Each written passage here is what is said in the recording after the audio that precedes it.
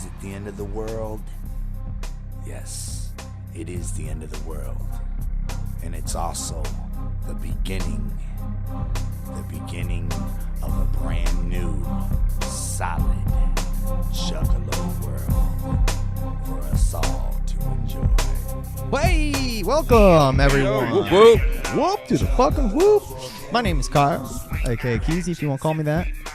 I'm Carver. This is Carver Law. This is my buddy Carver Law. Yeah. This is deck one dealt. Deck one dealt. That means, what does that mean? You know, it's a good question. It can mean a lot of things. In this instance, though, this is specifically a Juggalo podcast that we're doing. This was not something that we planned for very long. We just, this just kind of happened. Yeah. You know? Winged it. I think you came up with the idea yourself a while ago, right? What, to do a Juggalo podcast? Yeah.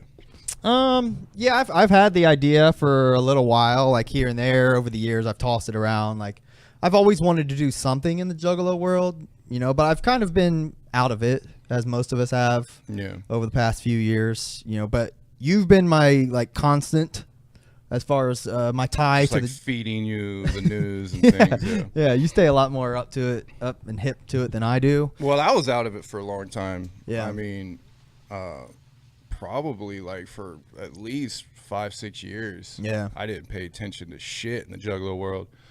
And then when the whole split thing happened, yeah, I kind of got back into it. I was like, wait, what the fuck's going on? Yeah, similar.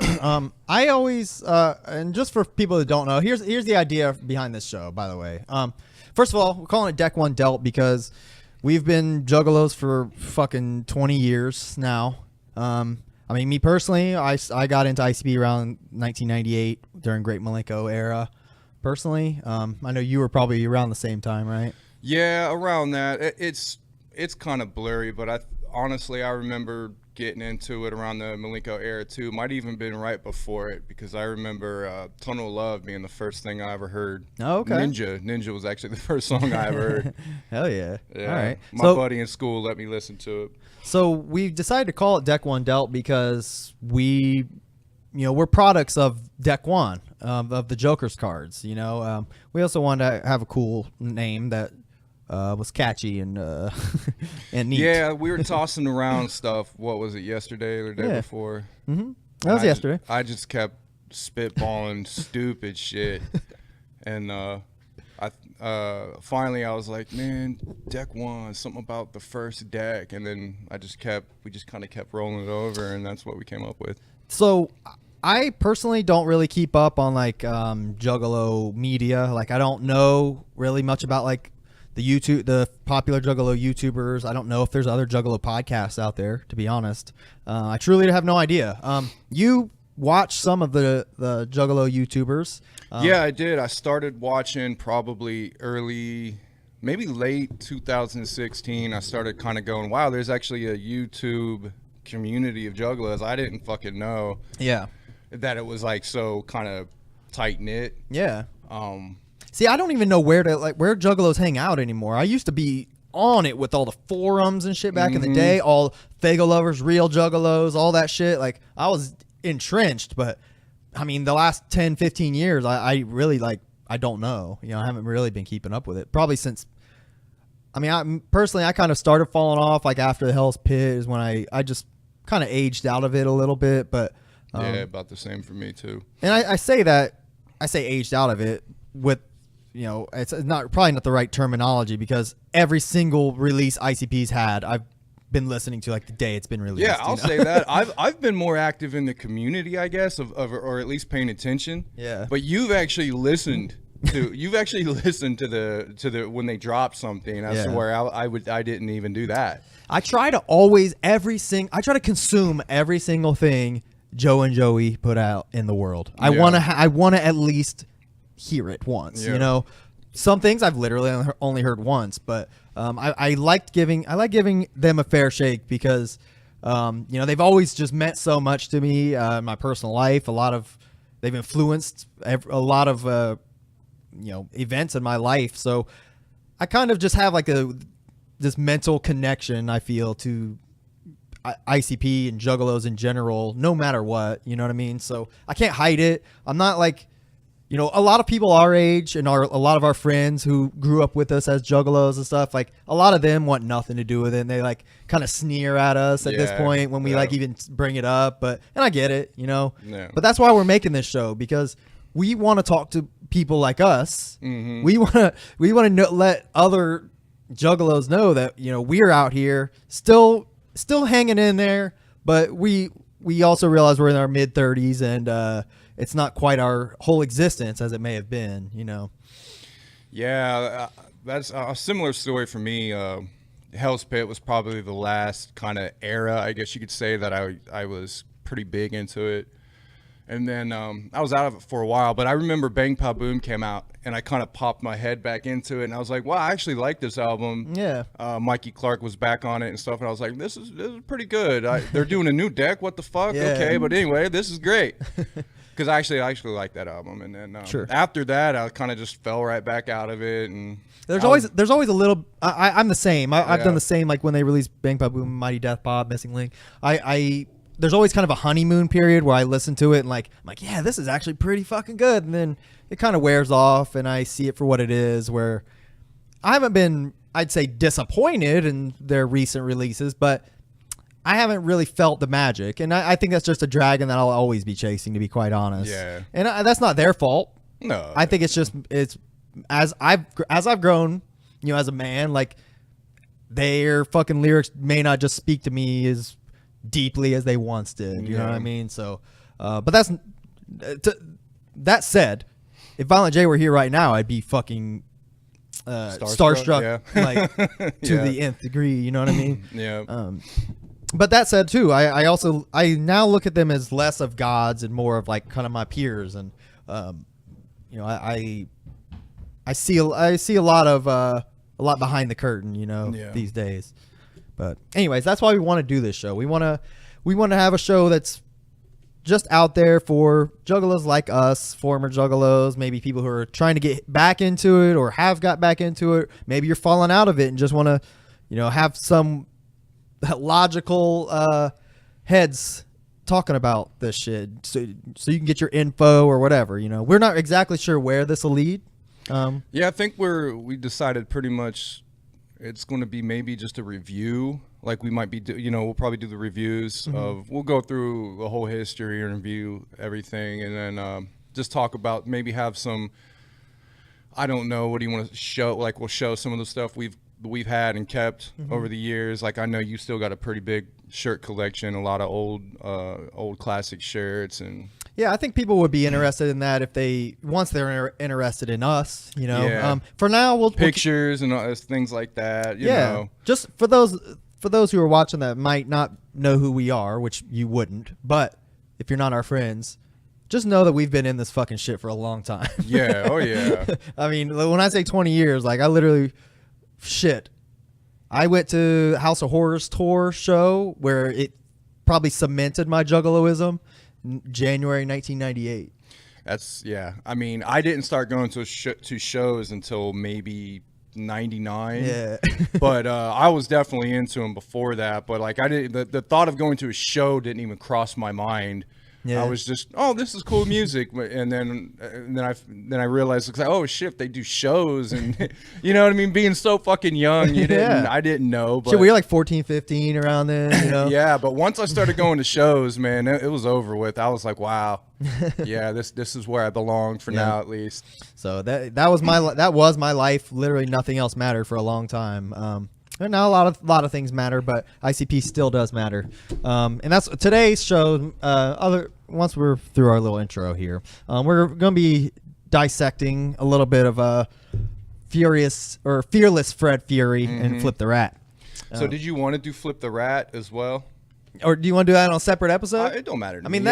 From what I've seen, everybody's doing that. They're kind of splitting it up, but I don't care to do that. I honestly don't have like a lot of notes that I made or anything like that. I'd like to just talk about what we like about it, keep it light, and maybe discuss what we don't like, or whatever. I would like to talk about both, honestly. I think that'd be cool. Yeah, let's do it. All right. So we're gonna play the album. Let's see, Fearless, Fred Fury. The art. I like those pictures. First of all, I went. This is the.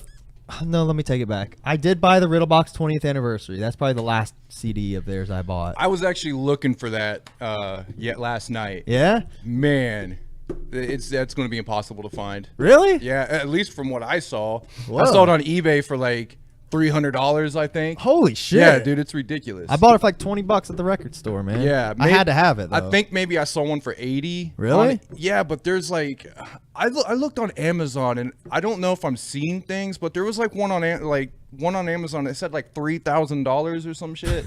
I don't fucking know, but there's people. Well, there's sellers on Amazon that are like not Amazon. You know what I mean? Yeah. They're probably just.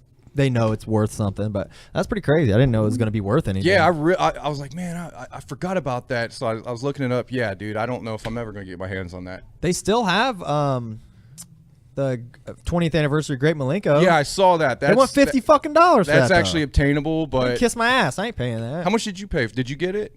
I didn't get the Great Malenko. Oh, you didn't? No, I want it. Really I think bad. it comes with the DVD and everything. It does. Yeah? It comes with a DVD of Shockumentary. I did hear though that the Shockumentary is just a rip from the VHS, and it's like it literally has like scan lines and shit. Fuck.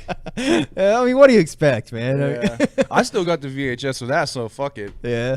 Well, I'll tell you this. I went to the record store and bought Fearless Fred Fury. I actually pre-ordered it on Amazon. And those motherfuckers weren't even shipping it until last Friday, so I was gonna get it late. Not to mention, I don't think the version I pre-ordered had Flip the Rat.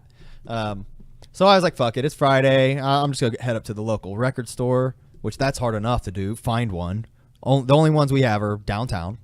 So I went downtown. And it's still a pretty good record store. It is really tight. It actually is good. They've always been pretty loyal to Carrie and ICP. Yeah. The record store we're shouting out is it's called Magnolia Thunder Pussy, believe it or not. If you're not from Columbus, that's weird, I know, but everybody here knows it. Mm-hmm. But I went up there. They had the copy with Flip the Rat, which also when I opened this, it still had a little pamphlet. It might actually be in that one. A little card to buy Flip the Rat. So I'm guessing even if you got the one without Flip the Rat, I don't know where it's at. So okay, so hold on. So it came with a code. You're saying? Yeah, that you could use to buy Flip the Rat, like a digital version, I think. Oh, you had so you had to use a code to just to here buy it is. it. Here, by the way, if anybody wants mine, there you go. It's Ball Hog. Okay, so what happens if I type this code in? All right, so if you go to psychopathicmerch.com right now, it'll say like, click here to enter your Flip the Rat code, and then you go there, enter that code in, and it'll allow you to buy Flip the Rat. Okay. Because there's no way to buy Flip the Rat digitally. It's not on Spotify. It's not on, anything digitally, iTunes and shit. So I think that's kind of cool. Yeah. Honestly, yeah. that's one of the main reasons I wanted to buy a copy, to be quite honest. I assume that you just put this code and you got it for free. I think you still, because that even says to buy Flip the Rat or to purchase Flip the Rat. I think they still have to buy, but I think it's only $5 or $10 or whatever. But I paid $15 and got both. I will tell you, as soon as I bought it, the very first thing I did was open this bitch up and start going through the booklet, like immediately. Classic style. Yeah, I mean, these they did a great job on like their photo shoots and shit. I feel like they haven't really put much effort into this kind of stuff over the last few years. So I really did like the art. Yeah, there was a lot about the build up to this that I noticed was different. Yeah, it seemed. I agree. And a lot of people were really, I wouldn't say like it was overhyped, but a lot of people were like, yeah, we're had anticipating that it. Feeling like this is going to be the one that's probably going to be, bring everybody back to like, yeah, they got it again. They still have it. I had that feeling too. I don't know why. I think it was just because they've been hyping it so much that it made me kind of feel like, wow, they really believe in it. Like, because I didn't remember them. I don't remember any of the marketing for Missing Link. I don't either, man. I think they kind of lost traction on that as soon as they released the images because everybody started hating on the images. As far as like the actual face. Yeah. And I'm not going to lie, I didn't like the face either. I was like, what the fuck is this shit? But, yeah, I thought it looked kind of stupid, honestly. But maybe they just got, turned off because of that. I don't know if that affects them in that way, but... Yeah, I don't know what happened there, but I will tell you that I could feel like something special like brewing with this album. You know what I mean? Yeah. And that's why I built it up in my head a little bit. Honestly, like I had a little bit of hype for it. And I know as soon as they dropped the image for this, the Fred image, everybody loved it. From what I saw, Okay. everybody's like, "Oh shit, that looks old school." You know, everybody was really into it. So maybe that actually, you know, got them to that image there. It could be something that simple, man. That image is important. I agree. I'm with you. I think Missing Link. I didn't hate the Missing Link like look. I thought the one especially where he's wearing the mask is kind of cool. It's just it didn't feel right. You know, it didn't feel the same. But I didn't mind the image without the mask. The one with the mask I thought was goofy. Really? Yeah. So it's kind of opposite. oh, but okay, huh? I don't know. But for what it's worth, I actually really liked Missing Link Found when it came out. Lost, I was indifferent of. It was mainly the production. I don't think it was the songs themselves, the songwriting. ICP's always had a knack for writing songs. It's just with them, they kind of do rely a lot on. I mean, the beat is super important. The beats are important. The way it's mixed and mastered. I'll say. The past few years or a few albums, I could say. The topics that they're going on kind of threw me off. I'm like, what the fuck? Are they running out of shit to talk about and just like throwing stuff at it, pulling things out of a hat? Like, this is what we're doing. I don't know. Yeah. But that kind of threw me off in the production for both Found and Lost. I was not feeling. It was from what I understand, also the production was mainly Young Wicked doing it. Yeah, at that time too. I'm not sure. I know I wasn't feeling it. I actually went through Lost and Found. Probably about 2 or 3 days ago, I was like, let me give this another chance. Okay. One song I liked. Really? Which was it? It's on Found, and it's like one of the first few songs. Okay. My favorite song on Found is Okay. It's like, in the sun or in the rain. One day we'll be okay. I love that shit. I mean, a lot of their songs have like a good feeling to it. Like, I can get into that. It's just, man, the rapping and like very basic shit. I'm just like, oh, man, some of the lines, like, I just don't hear the clever, funny shit that I used to get. Man. I will say that the production on this album is really good. The very first thing I did was look through the notes and shit, and I wanted to see who was doing the production. Unfortunately, no. A lot of it's Seven, right? A lot of it's Seven. Unfortunately, no Mikey Clark, which I was hoping for. I know. And I actually building up to this album, I knew. Well, I don't know how, but somehow I knew Mikey Clark wasn't gonna be on there from like hearing people talk about it, but. I know Seven is a really good producer. Okay. And then I guess there's another guy, Straight Jacket. I've never heard his production until this album, but I fucking loved it. Yeah, he did. Let's see. Seven did. One thing I was surprised by, Mike P did some production on this. Yeah, I didn't know they worked with Mike P anymore. I didn't know either, but I actually love Mike P. Yeah, me too. Like, I love his production. I really like Mike P a lot. Yeah, I was trying to quickly find one that was Straight Jacket. Like Fury is fucking Seven, Dr. Punch, and Straight Jacket. Like you can't tell the difference, you know. Like, but nevertheless, so I looked at the book, read through the production, a little bit disappointed there, but I was like, okay, Mike P, that's pretty cool. Let's see what happens. And I had already heard Fury and What the Fuck. I already liked Fury. Or do you just want to go song for song? Yeah. Would you prefer to do that? So we've already talked about the production, so I'll just go ahead and say I liked pretty much every single beat on this album. Okay. I was into, and I thought the mixing and mastering was great. I agree. So that is a thumbs up for me as far as that. So, but if you want to go and then dissect more, more of the beats. Yeah, let's just we'll just quickly touch on them. Let's see if this is playing. How come I can't hear this? Oh, there you go. You can kind of hear it. All right, so the intro is fine. I mean, I didn't care. Yeah, intro was fine. It was. I will tell you, they've had some intros that were better than others, and I think this one was kind of forgettable for what it's worth. Yeah. What is your favorite intro, real quick, out of like the entire saga of every album? Oh, that's a great question. One that sticks out for me is the Ringmaster intro. I fucking love that one. Yeah. And then Shangri-La.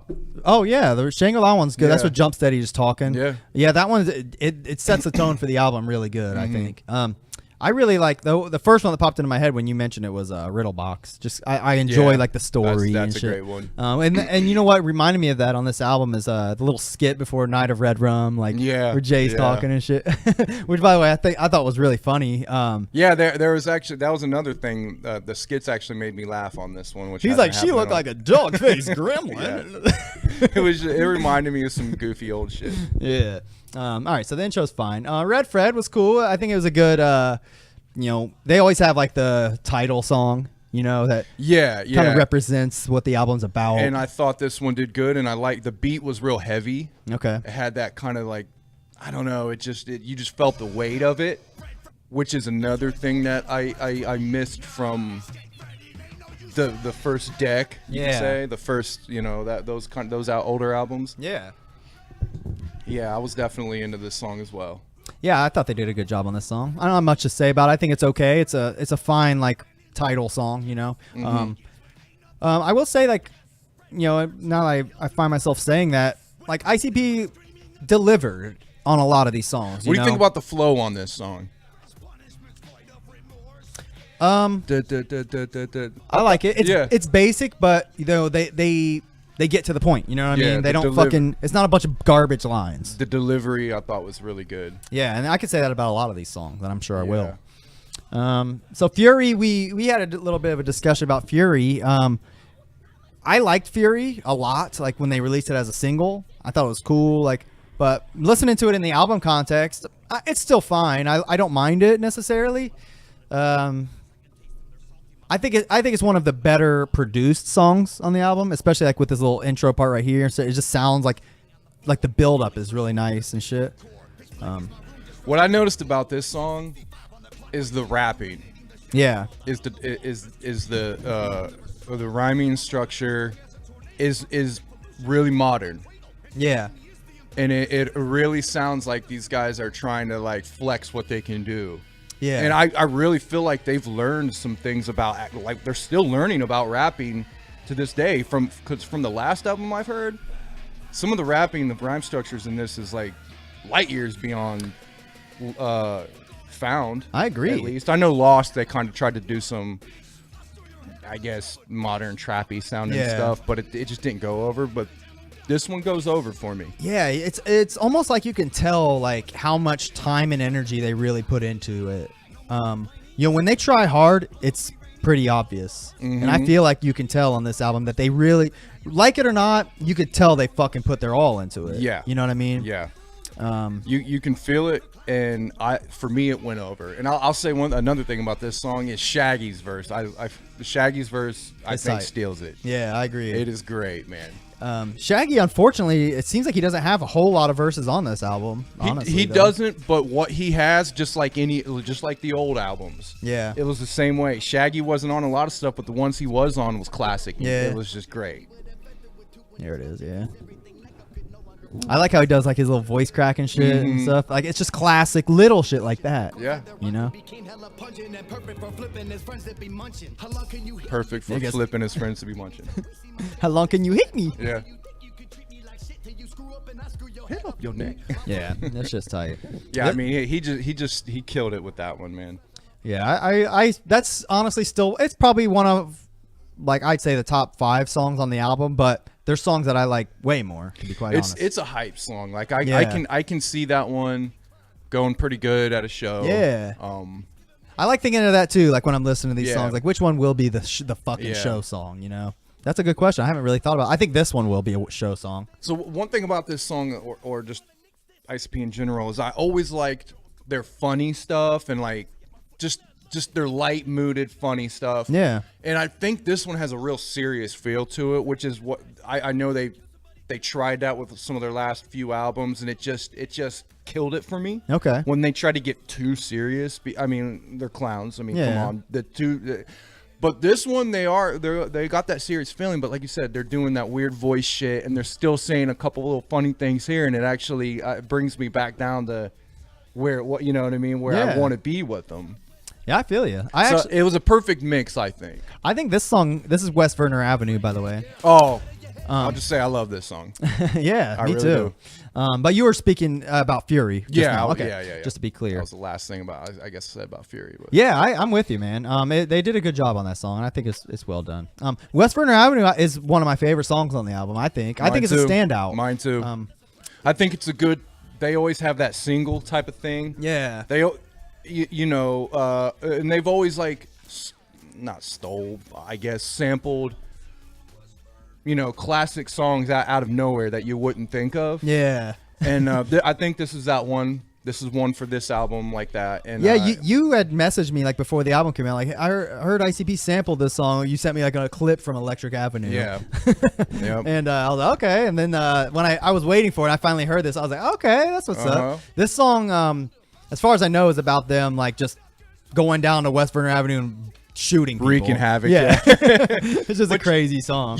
I listened to the song probably 2 or 3 times and didn't pay attention to exactly what they were saying. I just heard the flow, Shaggy's flow. I really liked it. I heard the sound, and I was loving the song. And I know that would happen to me back when I was young. I wouldn't pay attention quite to what they were saying. It was just the sound. And then you would hear it so much you would memorize the lyrics, and then you would think about it. Or at least I would. Then I'd be like, okay, so that's what they mean by this. Yeah, exactly. So that happens to me a lot. That's kind of what this song's doing.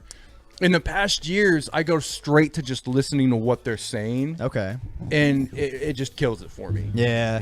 But this one, it's doing what the music used to do for me. Yeah, it's just like it sounds good. Yeah. It sounds good enough to where you don't have to feel like you need to analyze it to enjoy it. Mm-hmm. And I found myself doing that a lot with this album too. Like I literally today, I probably listened to this album, I'm not shitting you, 3 times today. And with the intention of like, okay, I'm actually going to listen to the lyrics of Shimmer and really like listen to all of it, and every time like halfway through the song, I just find myself like grooving to it. I'm like, oh fuck. I literally found myself rewinding it so I could like listen. Yeah, exactly. That's the same thing I've been doing, man. But is that a testament to them doing a good job, or is that like I think them just saying boring shit that I don't care about? Because nevertheless, I like the song. Yeah. So what's it matter, I guess? Well, like I said, that's how it used to affect me. Yeah. When listening to the music when I was younger back in the day, it wasn't so much what they were saying. It was Insane Clown Posse. I knew it was going to be ridiculous. Yeah. But I love the way it all came together and just sounded, and that's what it's doing for me. Yeah. This album also, I will say, every song does a great job of like sticking out. Like it doesn't. I feel like maybe on their last couple albums, you could say like a lot of the songs kind of like are forgettable or just kind of flow together. Yeah. But every song on this album has like a pretty distinct sound. They use different voices on like different songs and shit. It's pretty out there. Yeah, they hit a perfect storm of just the production and the mixing and mastering on this, and just obviously what the Joe and Joey did with this album. Yeah, I feel it. As far as rapping, I mean, it's just that perfect storm, man. That they delivered. I'll say I did not like this song at first. What the fuck? This is What the Fuck. WTF. They released this song probably 6 months ago. Has it been that long? It feels like it. It's probably been at least 4, I'd say. But this was the first single off of Fearless Fred Fury. So we hear this, and I'll be honest, like my initial feeling is like, oh man, damn, like it's not, I don't like it. I kind of felt a little bit down about it. I tried to listen to the lyrics in that case and get more into it, but I listened to it probably 4 or 5 times and just thought it was okay. But then when I got the album and listened to it, like I truly do. I know we had this conversation too. I truly do like this song now. Yeah. The lyrics especially, to be quite honest. Yeah. This is like a terrible 2019. Yeah, and that's what a lot of people are saying. Yeah? A lot of people said almost the same thing. They didn't like it when it came out, but then when they heard it in the context of the album, it almost like it sneaks up on you and you don't even know it was that song you listened to when they first dropped it. Absolutely. I had that same feeling. Yeah, that's kind of what happened to me. It just came on and I'm like, oh, this song's cool. Wait, didn't they release this? Wait, hold on. Yeah, it's forgettable and kind of, you're like, whatever. Yeah. When you first hear it, but then it comes back around and it's just that song that creeps back and it's actually pretty good. Yeah. Yes, I agree. I'm the same way. I like the very first like lyric of this song. He talks about like building a wall. Yeah. And this is definitely them like I guess what you want to call touching on political topics. Yeah. I don't know. And I know, but they've always done that to an extent. They have, and there's definitely some people I've heard in videos I've seen of people saying, oh well, they're picking out lines they don't like. I guess I've heard a couple people talk about the milk line in particular, where he's talking about something about milk. Doesn't help your bones, it just gives you bones. I don't know. So I don't even know. People are upset about the milk line. Oh my gosh. Yeah, I'm like, what the fuck ever, man. Like, idiots. But you know, I like when they kind of just skim some political and conspiracy things, just because even if it is ridiculous and stupid, it's them opening it's opening their mind about things. Well, you know what I mean? These two have been doing this shit for so long. They've rapped about some stupid ass shit, and you're like, what the fuck? Are they getting like so bored? And it just, you know, there's that whole saying, like, once you've been doing it for so long, you don't have anything else to sing or rap about, so you just start rapping about the tour bus. Yeah. You know, and that's where I think they got to a point. But this one kind of seems like they've got things to talk about again. Okay. Even if they are a little late to it, at least they're coming around. And honestly, like, I mean, every artist is essentially like, they're all talking about the same shit, rehashing the same songs. Like, I mean, every artist does it to an extent. You know, you only have so many great ideas, but even still, ICP could take a song like this, "What the Fuck," which it legitimately is. Like, if you listen to their song "Terrible" from Jekyll Brothers from 1999, it's like the same content, you know what I mean? Just said in a different manner, you know? So they've been doing it. They've been talking this shit for 20 years. You know what I mean? Yeah. And I've always heard like little clips and lines about like the government and you know, some politics. And they've always talked about like authority and shit like that. So it's definitely something that's been a staple of their career. I mean, how many fucking songs they make about judges and shit? Exactly. You know what I mean? Yeah. Satellite is the next song. This is like their feel good, like happy song on the album. I'm just gonna go on record and say I love this song. Me too. I can see people like, especially old school fans, like listening to ICP, like, this is the wicked shit, huh? Like, I can see people like talking shit on songs like this, but I'll be honest, ICP really only been doing this positive song shit since Shangri-La. Like, I can't think of a time before that where they really made like a seriously positive song. Well, yeah, hold on. Let me touch on that for a minute. So, I always hear that shit. Bring back the wicked shit. Like, in my experience of listening to them, they've always had positive songs. Yeah. They've always had feel good, positive, like poppy, upbeat songs. Okay. You don't think? Not really. I mean, I can't think of any really like just a positive song that's like just off the top of my head. I would love for an example, but off the top of my head, I can't think of any like before Shangri-La. I would say maybe not early in their career. They always had funny songs. Yeah. They always had like goofy songs that aren't so like wickedly like deep and shit like that. Yeah. I mean, they've always had funny stuff. Here's a good one. Here's a good example. I think it was actually on one of the Forgotten Freshnesses, maybe Forgotten Freshness 3. They have a song called "Take Me Home." Yeah. You know that song? Stuff like that. Take me home to an empty refrigerator. Yeah, like, they've always had that kind of shit. Don't get me wrong, I fucking love that song. Forgotten Freshness 3 I thought was pretty damn good. Very tight. That's why it has Cartoon Nightmares and shit like yeah. that. But yeah, that, I mean, if you want to lump that in with it, I guess in that sense you're right. But the point I was trying to make is I feel like they've almost like purposely made it a point to put out like a positive song or two on like every one of their major releases as of recently. I mean, you got essentially the whole thing was their positive album, but I think really in that they tried to kind of recreate that Hell's Pit Shangri-La thing, which I mean, I don't think you can't recreate. They're gonna do it again. I mean, obviously they're gonna try it again. We'll see. Yeah. We'll see. Like I'm in this mode. I'm in this Joker card mode right now, and I think it's good. Yeah. It's definitely in the right direction. I agree. I'm with you, man. But yeah, Satellite's great. I love it. I love their positive. I think their positive shit is like some of their best shit, to be honest. I think they're great at it. I mean, I love Shangri-La, and I even go back to Joke Your Mind off Beverly Kills. Yeah, okay. Like, it was dark, and it had this eerie kind of feel to it, but it did have like this underlining kind of positive message, Like about hope. Yeah.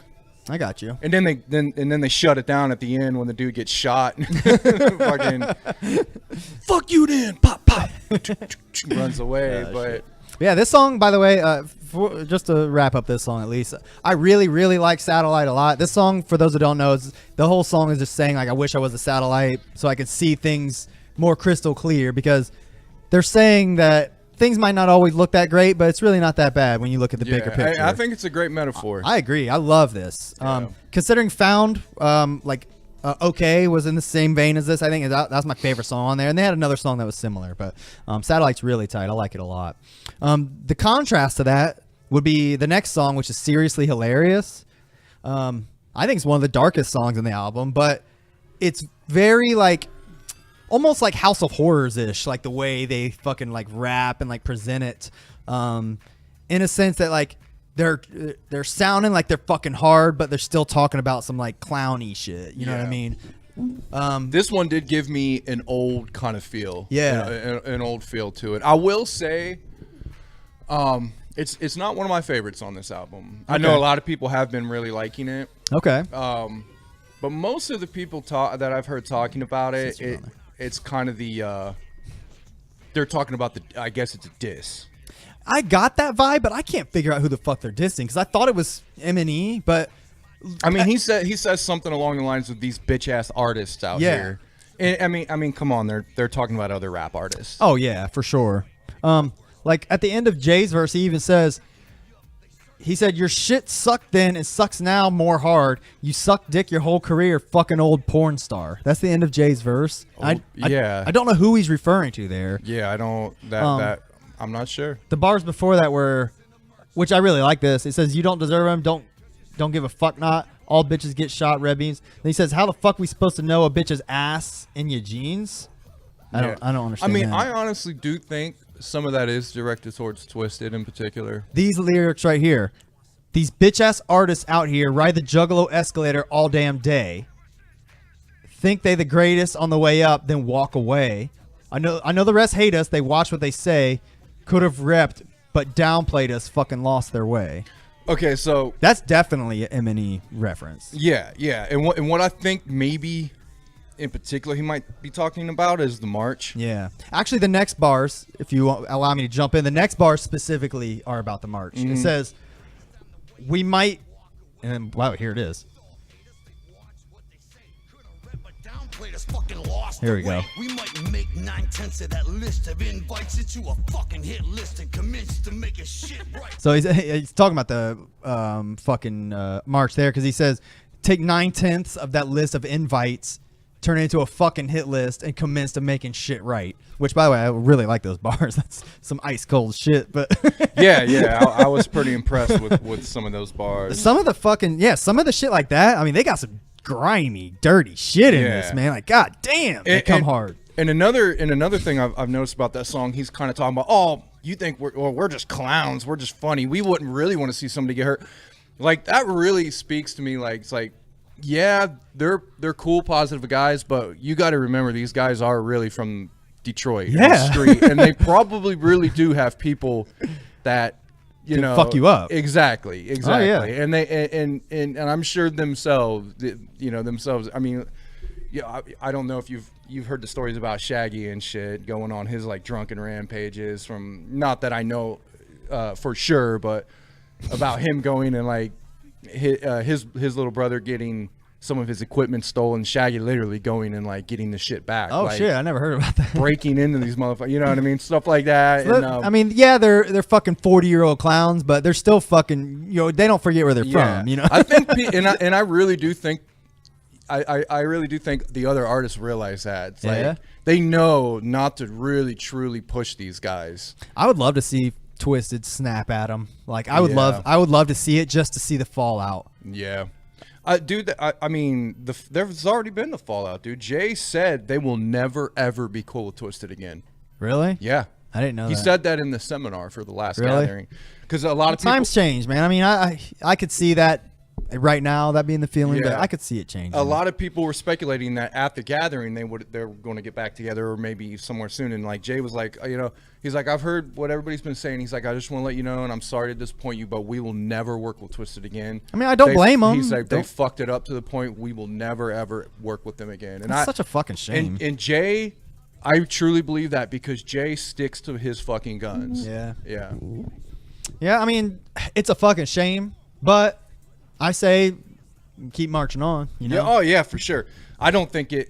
You know what I mean? They put it behind them so quickly, dude. I don't think that it's going to affect them past probably this album. Yeah, they've already. I mean, Jay already snapped at him in the 6 foot, 7 foot. Shaggy hit him on the Psychopathic Soldier. I mean, how much longer you got to drag this shit out? Yeah. Seems like Twisted's probably gonna snap at him on their new album. I'm gonna assume. Yeah. But we'll have to see how that plays out. Yeah. Don't get me wrong. I'll tell you right now. I'll be listening to Generation Nightmare, but I ain't fucking buying it. What is that? The name of the album? Mm-hmm. Have you seen the cover yet? No, man. I don't. Do you want to? Yeah. I mean, I'll go ahead. I'm down to even review the album and then I'll listen to it. But yeah, Okay. I'm not gonna buy it either. I definitely think we should have an episode about that. Yeah, for sure. This is the. Oh no, this is it right here. This is the cover they're going with. It's Yeah. cool. That's fine. Yeah. Just so you know.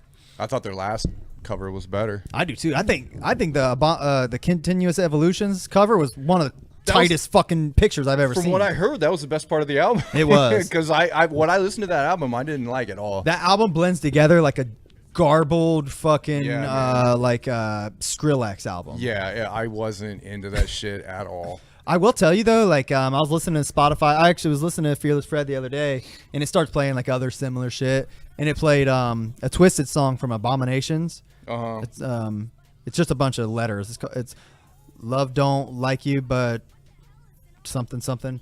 But love don't live here anymore. So Abominations. That song is so fucking tight. Abominations is largely considered one of their best albums. Yeah, I didn't know that in the community, in the Juggalo community. From what I've seen, Abominations is considered one of the best albums, and that's one of the main reasons why Twisted left Psychopathic is because that album had no marketing. Yeah, wasn't marketed the way it should. Which we can go into that some other time, but just real quick, honestly, dude, how is ICP going to market Twisted once they get that big at that point? Yeah, how can they really do it?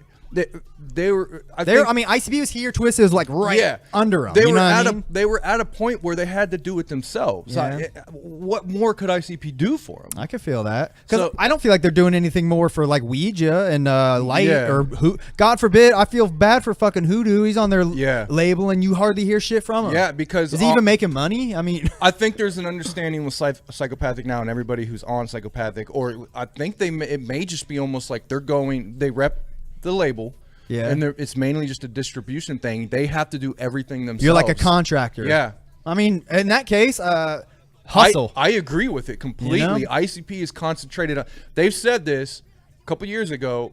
We're concentrating on ourselves. You know, they're at the point where they hustle everything themselves, which I completely, and it shows in this album. Yeah, that they've been working concentrating on themselves, and that's what's up. I feel that. I mean, and Ouija's album got some really good traction. Yeah, I haven't listened to it all the way through. I do need to give that from what I've seen, the community really loves it, and seems like a cool dude. Yeah, it got a lot of traction, and signing or being on Psychopathic is going to elevate you to a certain degree. But once you get there, you're on your own. You got to go past that. Yeah, I don't mind that business model. Yeah. I think that they did a lot of hand holding in the fucking early 2000s with Blaze and Twisted and shit. Oh yeah, dude. Nobody liked Twisted in the beginning, from what I remember. Nobody. Yeah. Dude, I remember going to ICP shows and like Twisted opening, people being like, "Yeah, fuck you." They marketed them so much for how long? I know. It got them to Juggalo superstars. Like, what else could they have done? So there has to be something else that happened. I don't think it was just they didn't market our album. There has to be something else. I'm gonna guess they probably just had somebody buzzing in their ear talking about money. I mean, it always boils down to money. Yeah, which makes sense. Yeah. I don't think anybody was mad at them for leaving. It didn't even seem like ICP was. No.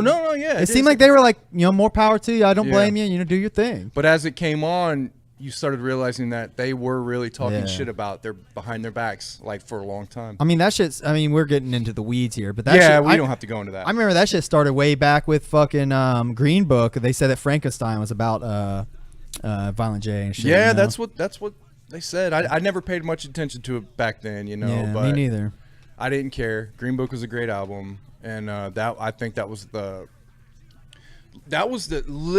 the top of the hill, and then maybe just a little bit over the peak of the whole juggalo scene. Oh back yeah, then, you know what I mean? Absolutely.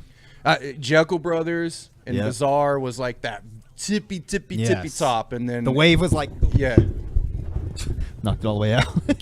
Yeah, the wave was like. fucking it up. Sorry, it just came out of the hole. Yeah, the wave was like riding way up here Yeah, for yeah, a yeah. while, and then you're right. yeah. All right, back to Fearless Fred. We completely skipped Game Over. I think Game Over's an okay song. It's not one of my favorites on the album. I think it's not mine either, but I do enjoy it, and I don't skip it. I don't either. Yeah, I think it's a funny song.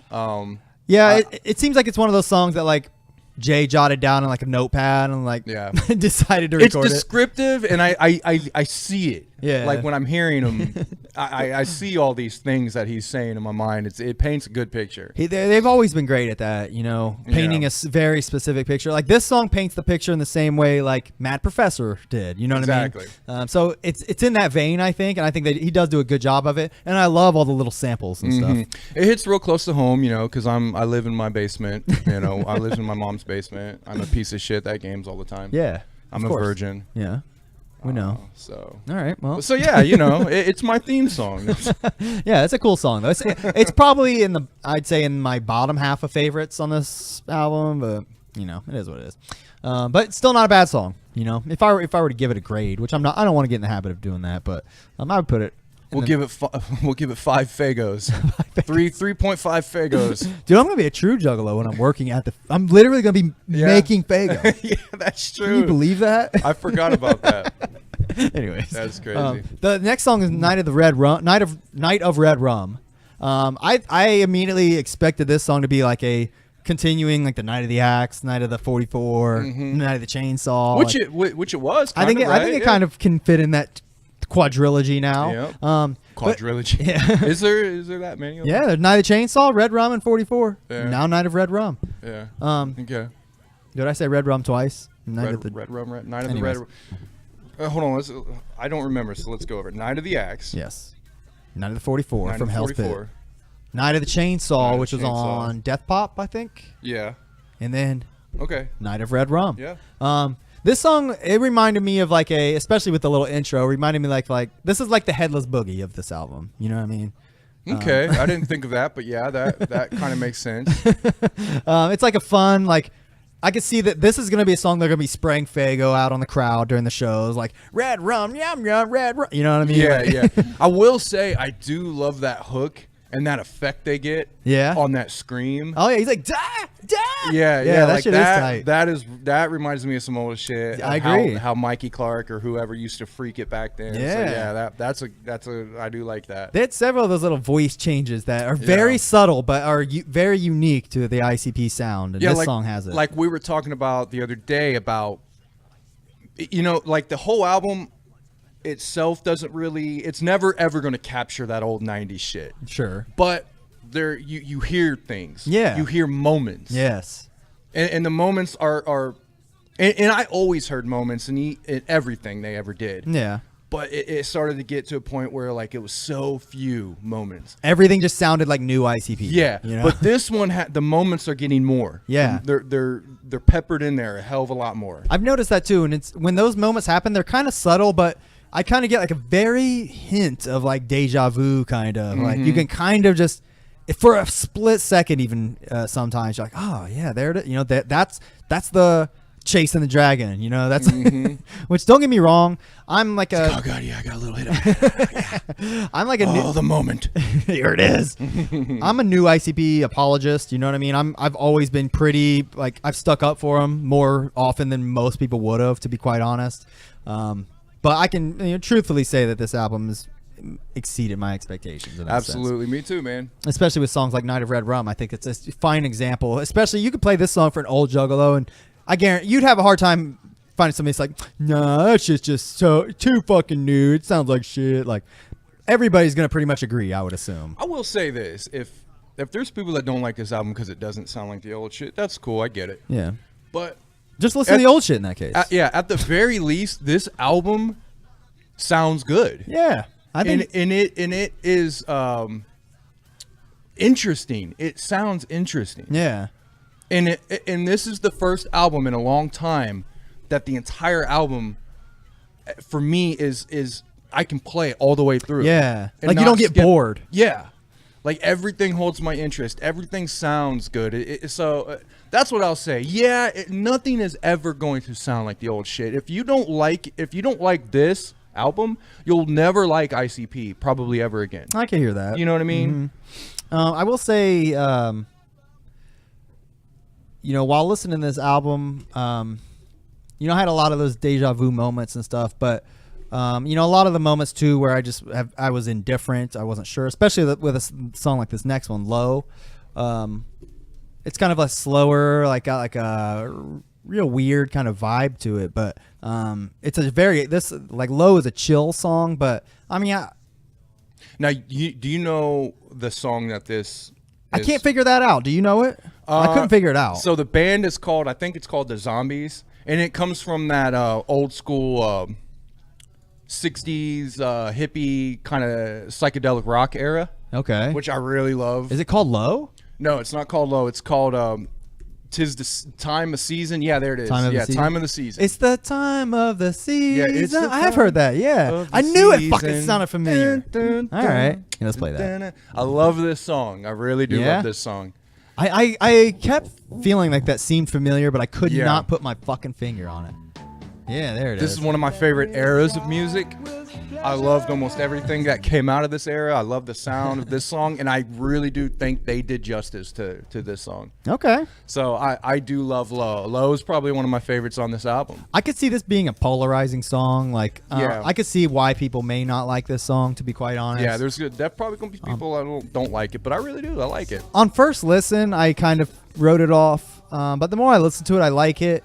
I don't think it's necessarily the content. I think it sounds great. It's just Jay singing, I think. Sometimes a lot of times I'm okay with it, but sometimes I'm not. Jay definitely has a lane that he works well in with singing. Yes. And he is one of those people that wants to go outside of his lane all the time. And in the past few records, he's gone so far out of his lane to where, for me, I'm like, dude, that is awful. But this one, he stays in his lane a hell of a lot better than what he has been in the past. Okay. And maybe this one is one of those songs where he goes just a little out, and you're like, okay, what are you doing, Jay? But I didn't think it was bad. I didn't think it was too bad. Yeah, I think this song has a nice groovy feel to it. I really like the feel of it. The singing it's hit or miss, but I do like the song. I'll say that.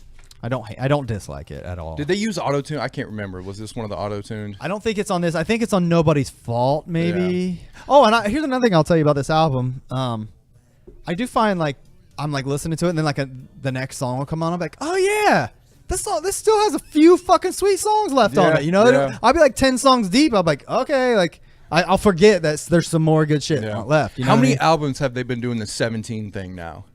Because I remember in the past they didn't do that 17 thing as much as they've. It seems almost like every album they stuck with 16 for a while. I think Carnival Carnage was 15. Ringmaster, I believe, may have been 17, but Riddlebox, Malenko, and Jekyll Brothers. Oh no, Jekyll Brothers was 17. I remember Nothing's Left being 17. But I think Riddlebox and Malenko are both 16. So it seems kind of random. I think they have consciously done it on the last couple albums though. I'm thinking maybe, and I don't know if they're probably always going to do that from now on, but I'm like, don't worry about making a certain amount of tracks. Yeah. Make your album and what fits and sounds good, use that. I'm with you. Who gives a fuck if you go under or over 17? I'm with you. You know what I mean? Yeah. They're using 17 they could probably have room for a couple funny more skits if they'd go over 17. Yeah. Or maybe take a few songs off that don't really fit. Make it 15 or 16 and make it even more of a solid album. You know what I mean? I'm a big fan of trimming the fat in that case. And I think ICP usually does a pretty good job of that. But you know what? I'm wondering when they were making this album if they made it with the intention of releasing 25 fucking songs, or if Flip the Rat was like the throwaways. I'm curious about that. Yeah. Well, I mean, when we get in Flip the Rat, we can go more into that. But I really do feel like Flip the Rat is its own album. And it's not necessarily throwaways. There is a couple songs on both albums I would switch. Yeah. And maybe make, Fearless Fred Fury, for me, a better flowing album. Yeah. It's very good at its, but there is a couple songs on Flip the Rat. I'm like, man, say if Flip the Rat wasn't here, those songs should have been on the album. I think they could have. I like both albums as a whole, and don't get me wrong, if I can wake up on a Friday morning and treat myself to 25 brand new fucking ICP songs, I'm on cloud nine.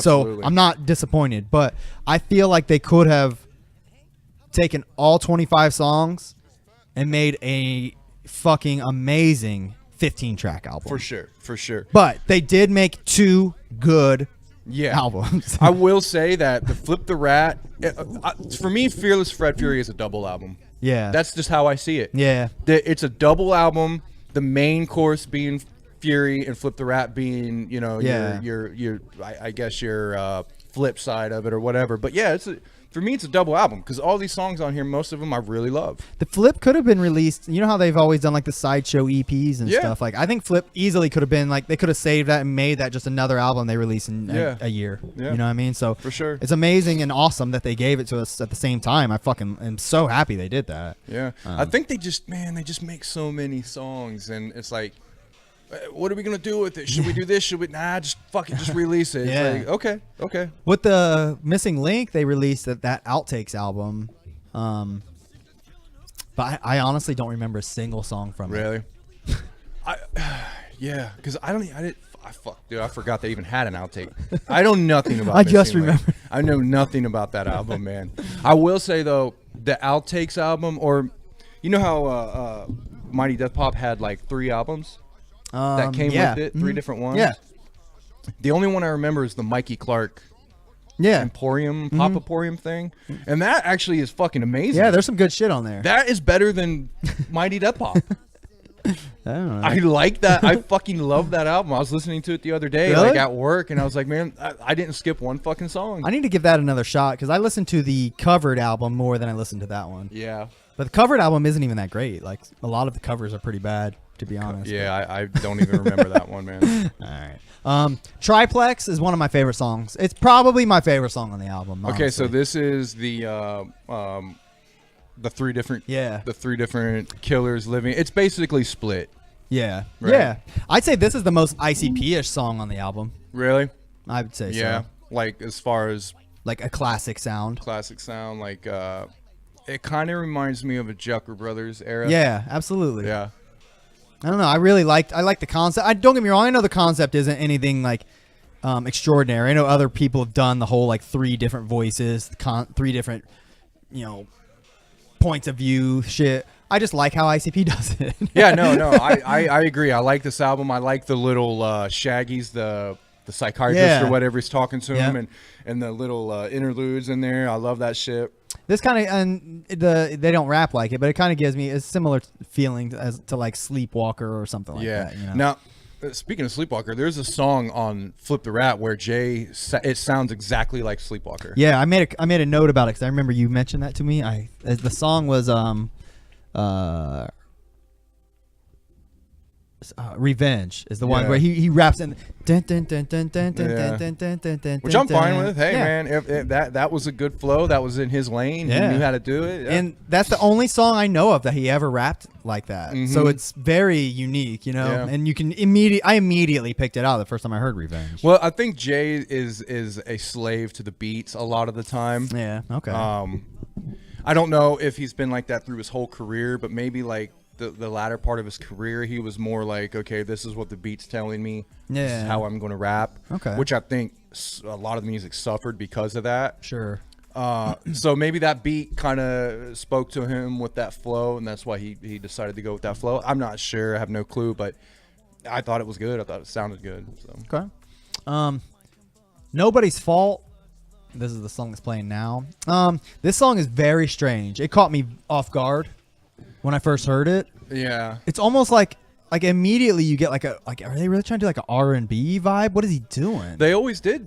They always did rip off some R&B shit though. You know what I mean? Yeah. They always did. Remember I'm trying to think. I know even in the early days they were doing shit like that. Like I think on Ringmaster they might have had one. I can't like think of that. anything off the top of my head, but No, they had it was on Ringmaster, I believe. It was like right near the end of the second half of the album, where they're literally singing and shit. And then on Bizarre, that album where they did like the 3 or 4 different types of songs. Yeah, Radio Stars. Yeah, I mean they've always done shit like that. It's when they're serious. They are serious about it. It's where people go, what the fuck? Well, because Jay has kind of thrown, or maybe he's gotten in my head with this, but when he made that fucking covered album, he did that like Beautiful song, that Christina Aguilera cover. Yeah, it's bad. It's like just fucking bad. You know what I mean? Man. I hate hating on ICP. I'm the last guy to hate on ICP, but that song is just bad. Let's keep it real. But you know, whatever.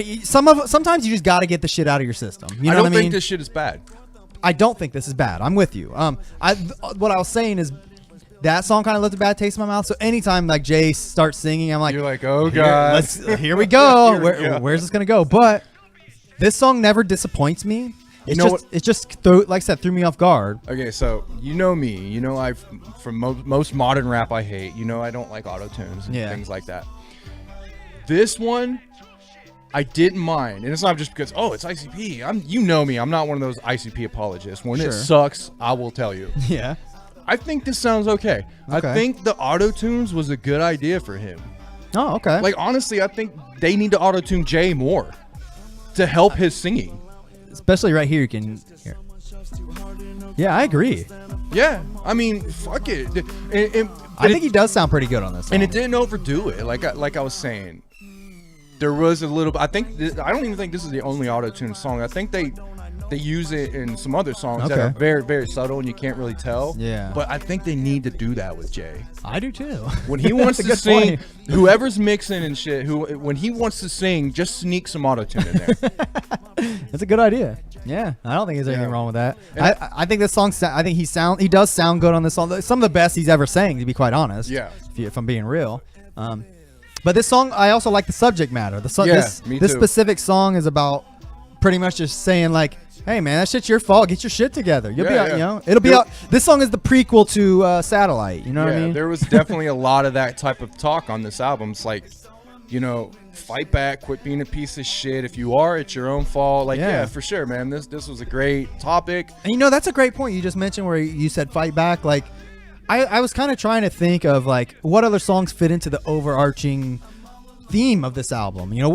First of all, what is the theme? Fred is all about getting revenge, or I'm sorry, not getting revenge. It's not feeling regret for your life. Isn't that essentially? I guess you could say it's like, it's don't take your life for advantage. If you think or don't take it, for granted. Yeah. If the fist of regret is punching you. That's what he said. Yeah, if you're like wallowing in your own shit and like you got all these problems, get the fuck up. Yeah. Fight back, do something about it. You know what I mean? If you're a piece of shit, it's because it's your own fucking fault. Yeah.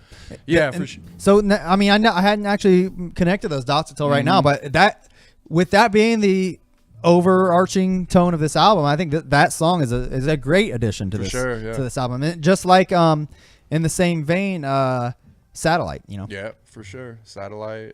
Even Low. Yeah. I'd say. And Game Over too. You fucking regret being a piece of shit playing your games. You could really stretch and fit it on all of them, I'm sure. But it makes you wonder like how much. I know Jay takes this shit so seriously, so it makes you wonder how much of these same thoughts like he put into it when they made this track list. You know what I mean? Or even when they wrote the songs. How much was Fred in the back of their minds? That's the kind of questions. If Jay was sitting right here, like that, I want to know like what your process is. You know what I mean? Yeah. That's the kind of shit I want to know. Yeah, it's hard to tell, man. I know he takes it so seriously, and for a lot of years, I thought that was the fucking problem with the music. Yeah, it's like quit taking it so fucking seriously. You know what I mean? Yeah. But that's been an overarching theme in the entire juggalo community, dude. There's some juggalos out there that take this shit very, very seriously. Yeah. And you know, I know they do. He has this thing where he's always said the carnival speaks to him. Yeah. He gets these visions and shit, and I'm like, yeah, that's pretty fucking serious. If you're still, I know they said that back in the day, and it was like part of their mythos, Right. But like now, when the internet got more, and you actually saw Jay, and they weren't cutting promos during interviews, they were being real. Yeah. He's still saying that, so you know it's real. You know Yeah. he really believes this shit. Yeah, that's a good point. Yeah. Yeah. This song, Hothead, I got a real like this is their darkest song on the album. I got a feeling like a 12 feeling when I listen to this. Maybe that latter half of Riddlebox kind of feel. Yeah, like the counting is pretty cool, and like the way Jay raps. If we can get to it, hold on. Oh, never mind.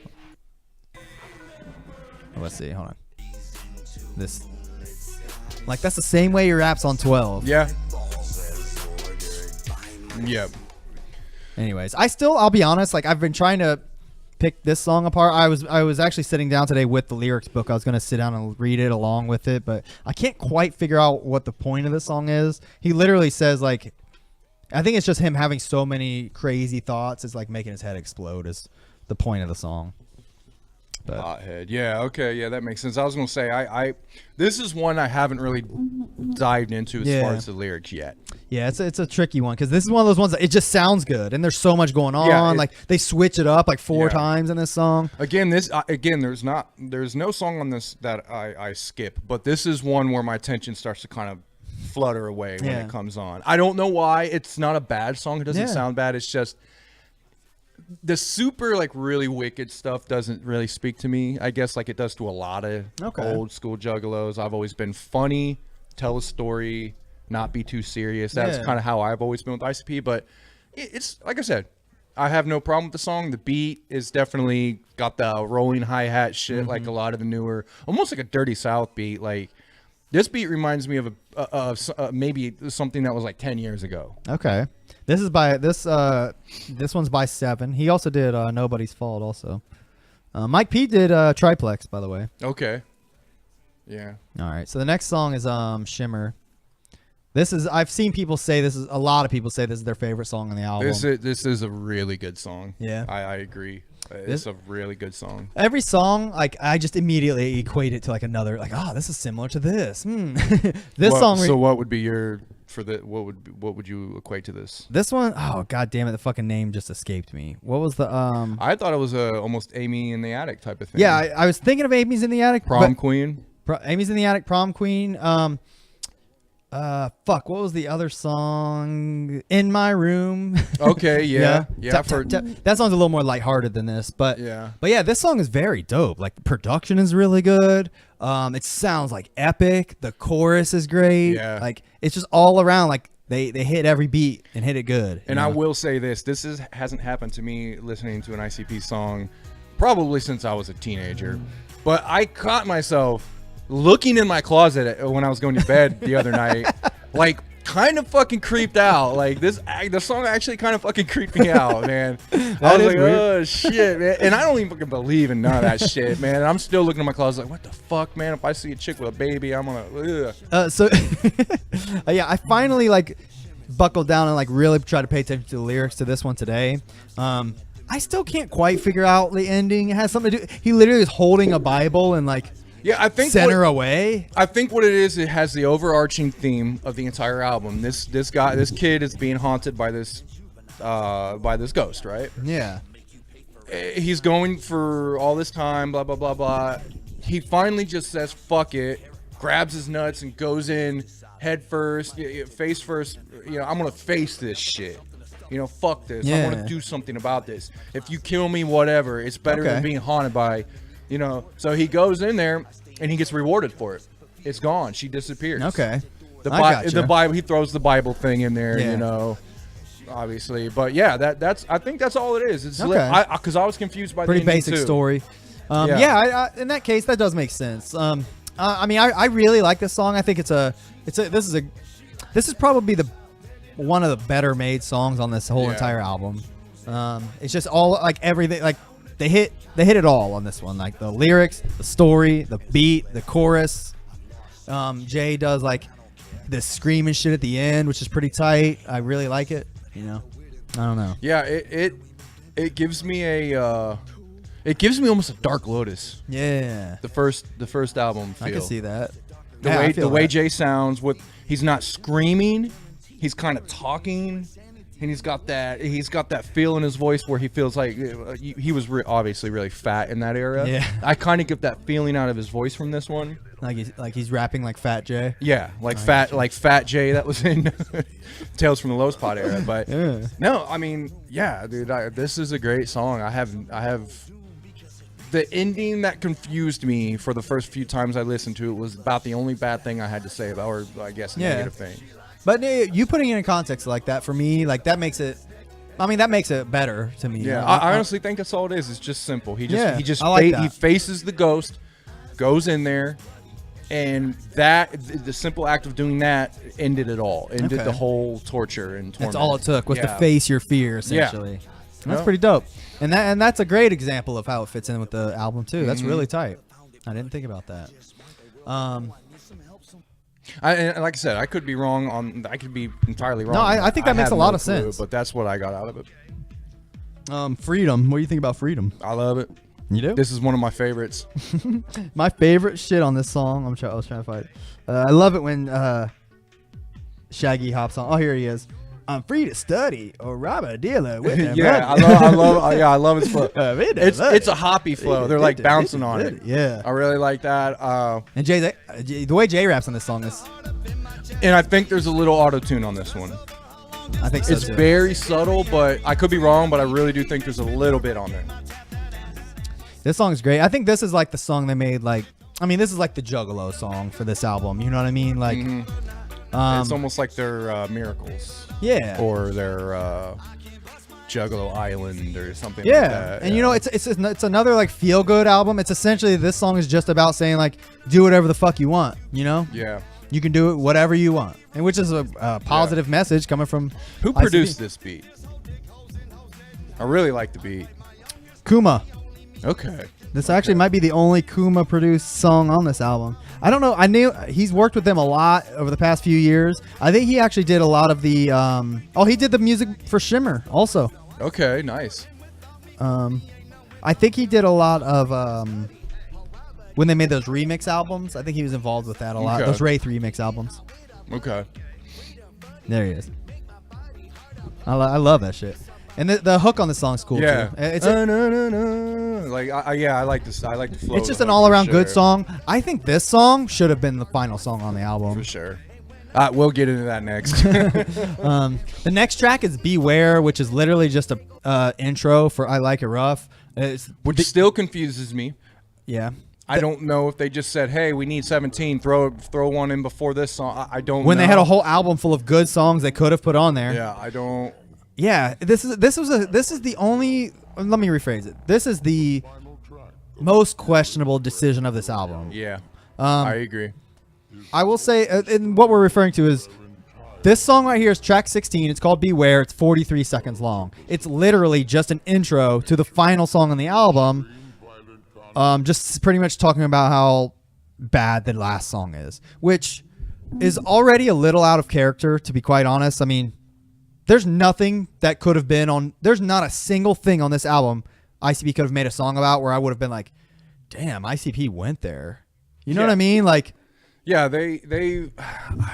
don't understand it. I don't get it either, man. Jay also hyped it up on, was it on the Juggalo show where he said like, before the album release, he's like, if you listen to the final track, like there's no going back, like you'll never be the same. Like he was really saying shit like that.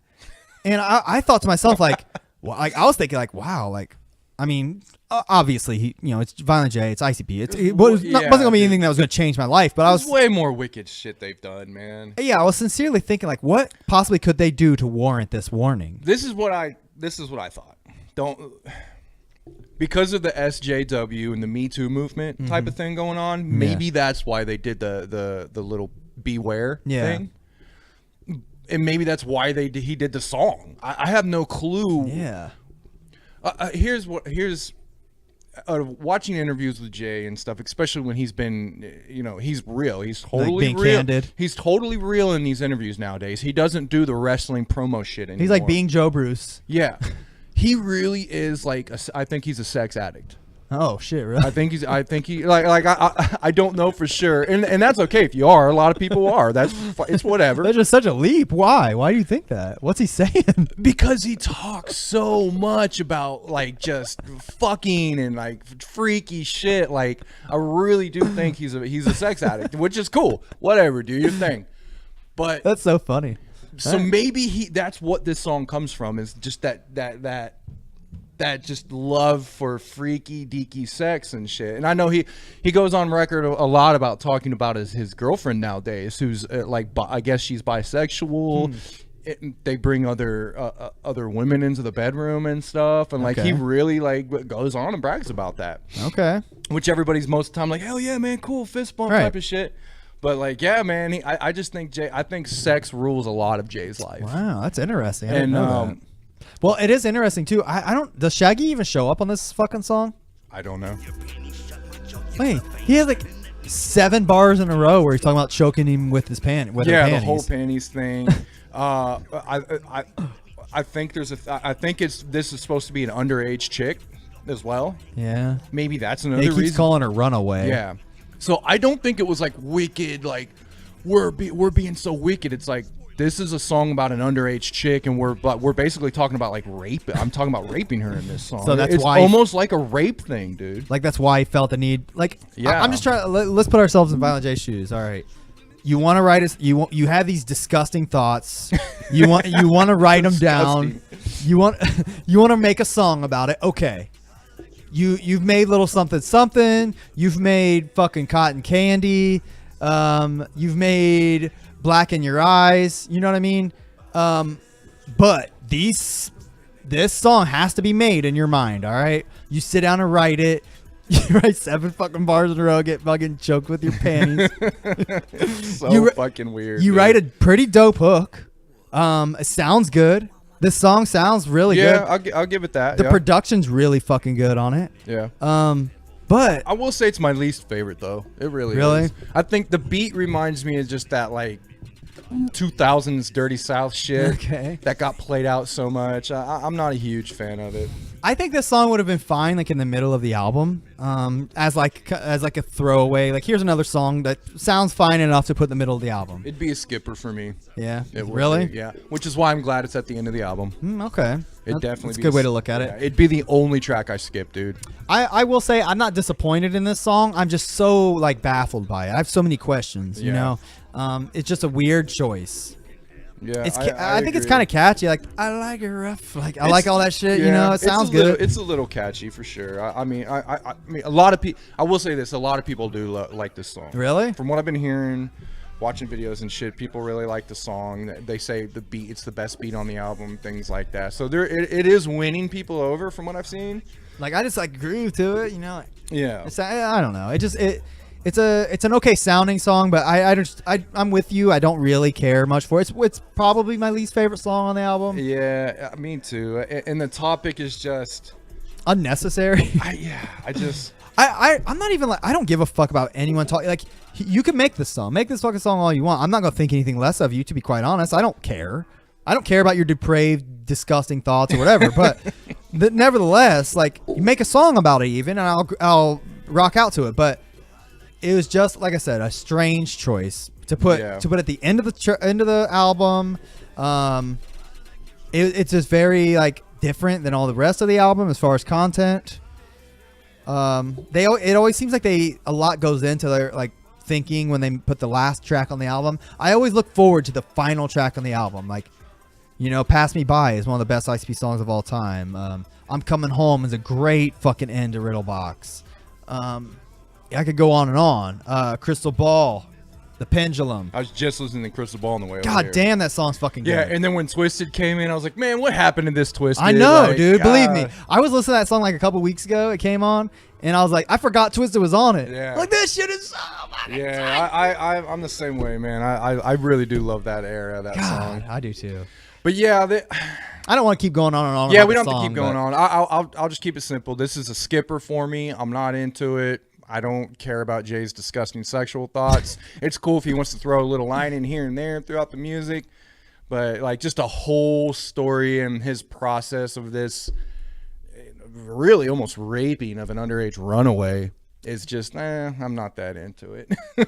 It's a little off the Yeah. path, a little too off the path for ICP, I think, Yeah. maybe. And it's especially for an old school juggalo like me, who, you know, especially when the whole album impresses, and I get to the last song, like, here it is, the last fucking song. Oh, beware! Oh shit! What's gonna happen in this song? And as soon as beware, he's like the depraved sexual nature. I was like, okay, all right, I'm on board. Let's hear it. And then that was it. I was like, man, I'll be honest though, I had a similar feeling, like a different kind of blue balls when I listened to The Unveiling. Different kind of blue balls. Like, what do you mean? I mean, like that was The Unveiling was like the buildup of a fucking century. You know what I mean? And I was like, I remember listening to that song with my headphones on the bed, like, here it fucking comes. Oh my God, this is it, guys. Here it fucking comes. And then like I listened to it and I'm like, you know about the butterfly in 17 when we think of Shangri-La? I'm like, oh. Like, and then like it's just like, truth is we follow God. I'm like, you're like, whoa. yeah, I was like, what? Why? Anyways, we can get into that later, did not surprise me. They've always talked like I don't know about you, but I knew they were. Me too. They always talked about it. You could hear it in their fucking music, man. I mean, Pass Me By is literally about heaven. You know what I mean? Like, Exactly, dude. you're Like, not. It's not a come fucking on. secret. That's why. I know. We'll get into. But that. it really did take people by surprise. They really, I guess they knew that so many people were going to be like, what the fuck? So strange, man. Yeah. I mean, I don't know, but that's their legacy, man. Like they've had that build up to the 6, which was crazy. Mm-hmm. And now they're doing this second deck, and Now we're building up to the 6, and they're gonna be fucking 60. I keep wanting to. I'm not kidding you. This podcast could go on all day because I have so much to say about ICP and shit. But, we'll definitely do more shows about different topics. Because yeah. I was gonna mention. Oh, never mind. Let's just. Are we gonna talk about Flip the Rat? Or did you want to say? We've been going on and on, man. I didn't expect to talk about Fearless Fred this long. We talked about some tracks off Flip the Rat. I mean, I guess we can go through. Let's run through it. There's only like we can go through it. It's not huge. It's not like, I don't think it's as monumental as Fred. I agree with that. All right, let me log in. But there's definitely some good songs on here. To me, it's the second disc to Fred, and it's the ones they didn't pick for the album. Yeah, it's definitely. Yeah. It has a vibe of outtakes of being an outtakes album, but anyone who's been with ICP for long enough knows that even their outtakes are fucking tight and often better. Exactly. So, and that happened. You know, that's the case. I mean, I've known that since they released Forgotten Freshness 1 and 2 in 1998. You know what I mean? For some reason, their outtakes or their sideshows are the ones they go, we don't want this on the card. We're deciding to put these on the actual Joker's card, which a lot of times you're like, why? This one was fucking way better than that one. Yeah. And there's a couple songs on here, yeah. Yeah, there's some questionable songs, but yeah, let's get into it. I'm trying to pull up the fucking track listing. God damn it! All right, What are you doing? I was trying to log into my Google Music so I could pull okay. up Flip the Rat. Oh yeah, you got it right there. I wanted to play it in the background while we talked about it. Okay, yeah. But yeah, the first track on it, intro, it's kind of forgettable. I don't even I remember there being some squeaking, rat noises and shit. Oh, okay, yeah. That's I don't remember shit about the intro. But the first song is A Face for Fighting. Let's see. Let me pull it up here. So I haven't listened to Flip the Rat as much as I have Fred. Same. Oh shit, sorry. I've listened to it a lot more passively, like in the background after I'm done listening to Fred. Okay, as soon as I heard that, Okay. as soon as I heard the start of this beat, yes, I like this song a lot. Okay. Let me hear I it. like this song a lot. I think Jay's voice and his playful flow in this is really reminiscent of some old stuff. Okay. Let's hear it. The beat on this song is tight. I want to look at does this have the production notes in here? Yeah, it does. This is Straight Jacket. Okay, that's a really nice beat. Ooh, Mike P did Revenge, by the way. Let's see. Oh, there's oh yeah, we'll get to that. Oh, Jay did the music for Friend Request. Really? It says music by Violent J. Oh shit. Huh. All right. So this song is tight. I don't really. This is the one where it's like fight. Oh no, that's the next song. That's Fight Back. Yeah, see, like right here, he starts getting into classic Jay. Yeah. Yeah. Like when he does that kind of stuff with his voice, that's the where theatrical shit. That's where he really, really, really shines. Man. I agree. love that shit. So yeah, the beat. I honestly can't tell you the topic of this song. I couldn't face either. I guess A Face for Fighting says it all. Talks about beating people up and shit. I'm guessing. Yeah, I'm not as prepared to go through this album because I've only listened to it a couple times and I hardly listen to any of the lyrics on this album. Yeah, we'll just skim. But through I do these, like it. But I do like this. Same. I need to give this album really a close listen. There's some songs I've listened to more and paid attention to more than others, and this is one that I kind of listened to passively. So I do like it. You know, it's fine. I like this song more. This song, Fight Back with DJ Paul. This song sounds like a fucking 3-6 song. Yeah. Okay. Yeah. Like the beat. This is produced by DJ Paul, I think. Okay. Yeah, it is. Yeah, this is that real heavy sound. Yeah.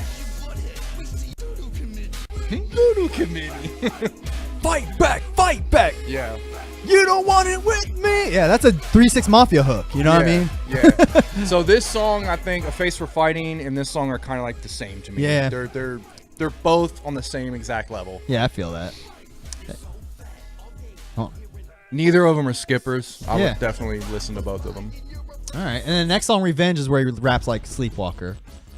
Okay, so I have no fucking clue what the lyrics are of this song. I haven't paid much attention to this one either. I just remember it sounded like Sleepwalker, and it sounded pretty damn good. Yeah. And who did Production's this beat? production's pretty good on this. Revenge. Mike P. Mike P. Mike P. Okay. With Mike P, like I always I always feel like I can pick out a Mike P song, but he's an enigma. Like a lot of his shit sounds pretty different. Yeah, I think Mikey Clark has a very signature sound, for sure. but Mike P doesn't really. Yeah, no, I think Mike P is one of those versatile musicians, man. He knows how to. He probably knew the sound of this album, and that's what he went for. Yeah, he did a good job. All right, so that song's just fine. I don't have much to say about it. I'm That Type featuring Ouija Mac. I like this song a lot. I do, and Ouija Mac's verses, he kills it. I'm the type of scrub. Yeah, this one. I'm that type of scrub. That type of scrub. Yeah, that's just pretty tight. There's Ouija on the hook too. Yeah, I was gonna say, fast forward to Ouija. I know he's got that modern kind of flow, that trap sound, but man, I think he fucking does it so good, man. I really do like his flow. He's a good representation of like a modern juggalo rapper. And I think on his album, he's got shit. Almost every one of his songs are as bad or worse than the last song on Fred. Like this dude goes into some sexual nature shit. Oh shit, crazy. yeah, man. All right. And his videos, God, dude, they're not suitable for kids being around. You do not, yeah. Okay, I haven't checked it out. I haven't dived too far into Ouija, the whole world of Ouija, but he has like the main album, but he has like several like mixtapes that he's released and shit. I can't keep up. Yeah, he's definitely established himself way before he was ever on. And remember, we saw his first performance when they here in Columbus. Yep, they did that $5 what they call it, gorilla show. Yeah. For $5 you go see ICP. Yeah, and I remember, I think I said it to you. I think I even said I was kind of digging what he was doing. Okay. On stage. And it was just a little thing where they put him up there and they threw a light on him. Yeah. And it was like, do your thing, see if you can win over the crowd. He did. I feel like he did. I remember him, like, I'll be honest, we were up in the balcony and watching, so you couldn't really hear a lot of what he was saying. Like, it was just like, you know, but he sounded good. The Juggalos down there really liked him a lot. Yeah. He seems to be getting some love, so I hope. And then he did that, they did that, what was it, the Cypher thing? Yeah. Where they did it in the cage. Yeah, yeah. And his verse on that is fucking crazy dope, man. I don't remember. This song, Hungry, this song threw me off because they literally, like the hook, they're talking about hungry for cheese and bread. I literally thought they were talking about like being hungry.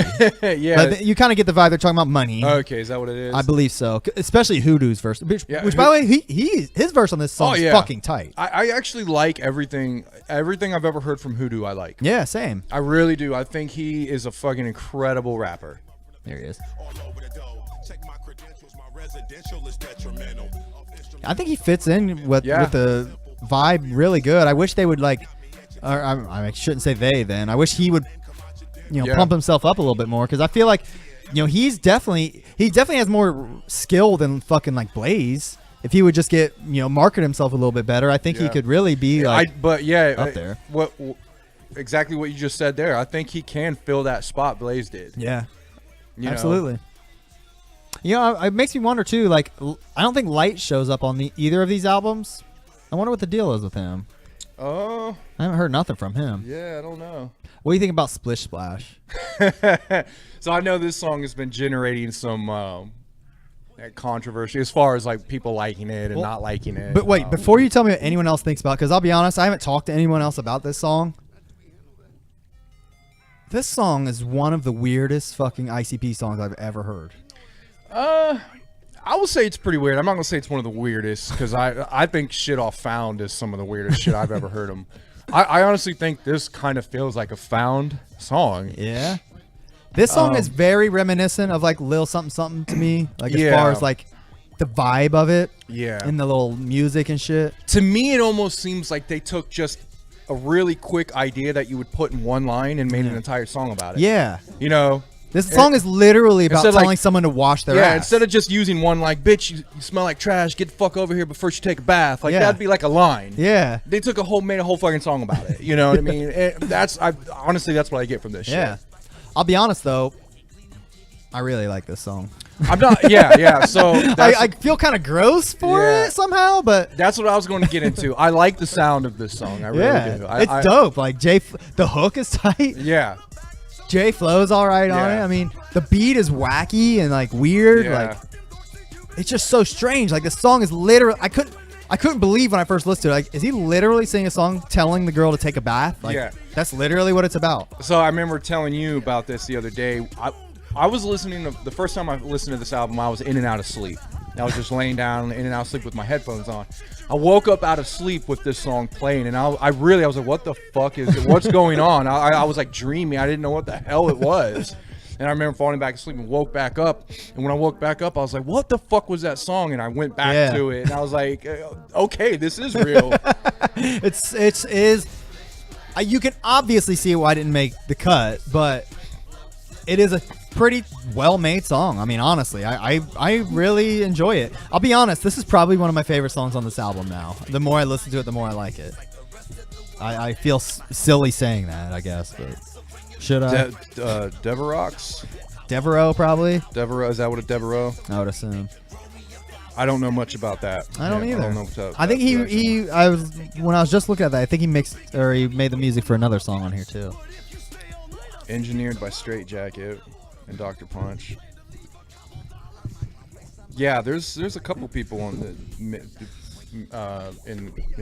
process of this beat making, but I don't know, man. I don't have a lot of bad things to say about it. I really don't. Yeah. I think some of Jay's like, wait a minute, when he gets like he starts really pushing and trying to.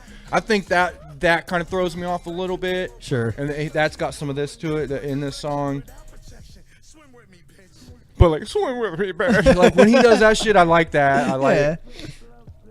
I like the little intro to it. Yeah. The little water sound effect gives me that like refreshing feeling and shit. So I don't have a lot. Soapy soap. Just saying dumb shit like that. It's almost nursery rhyme-ish type of shit. Yeah, it's cool. I mean, this is the kind of shit like people who only know the Nedden game would like flock to. You know what I mean? But I like it. Oh. And I really like Nedden game too, by the way.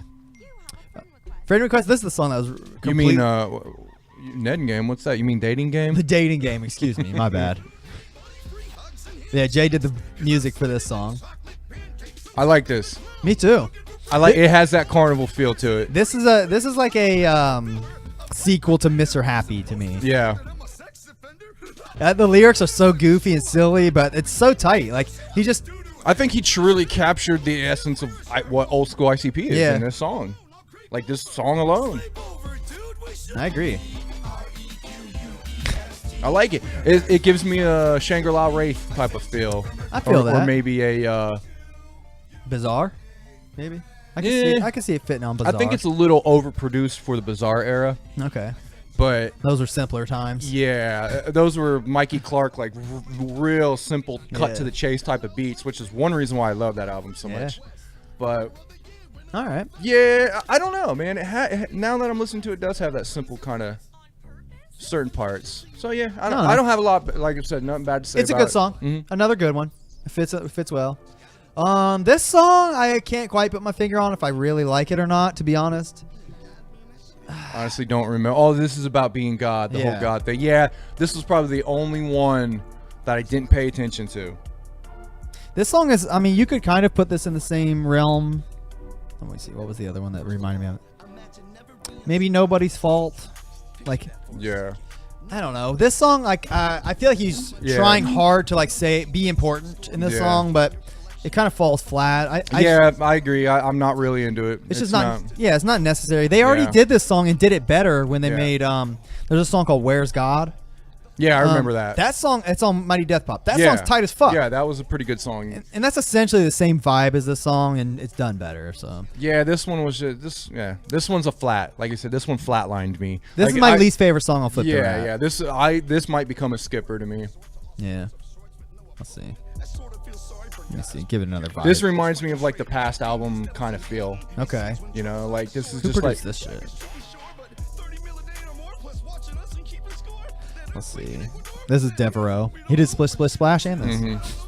I will say I like Jay's like voice and we're gonna go in a minute. Like when he's doing that. Yeah, that's funny. I love it anytime he's animated. Yeah. You know? I don't know. This song's just Hawking though?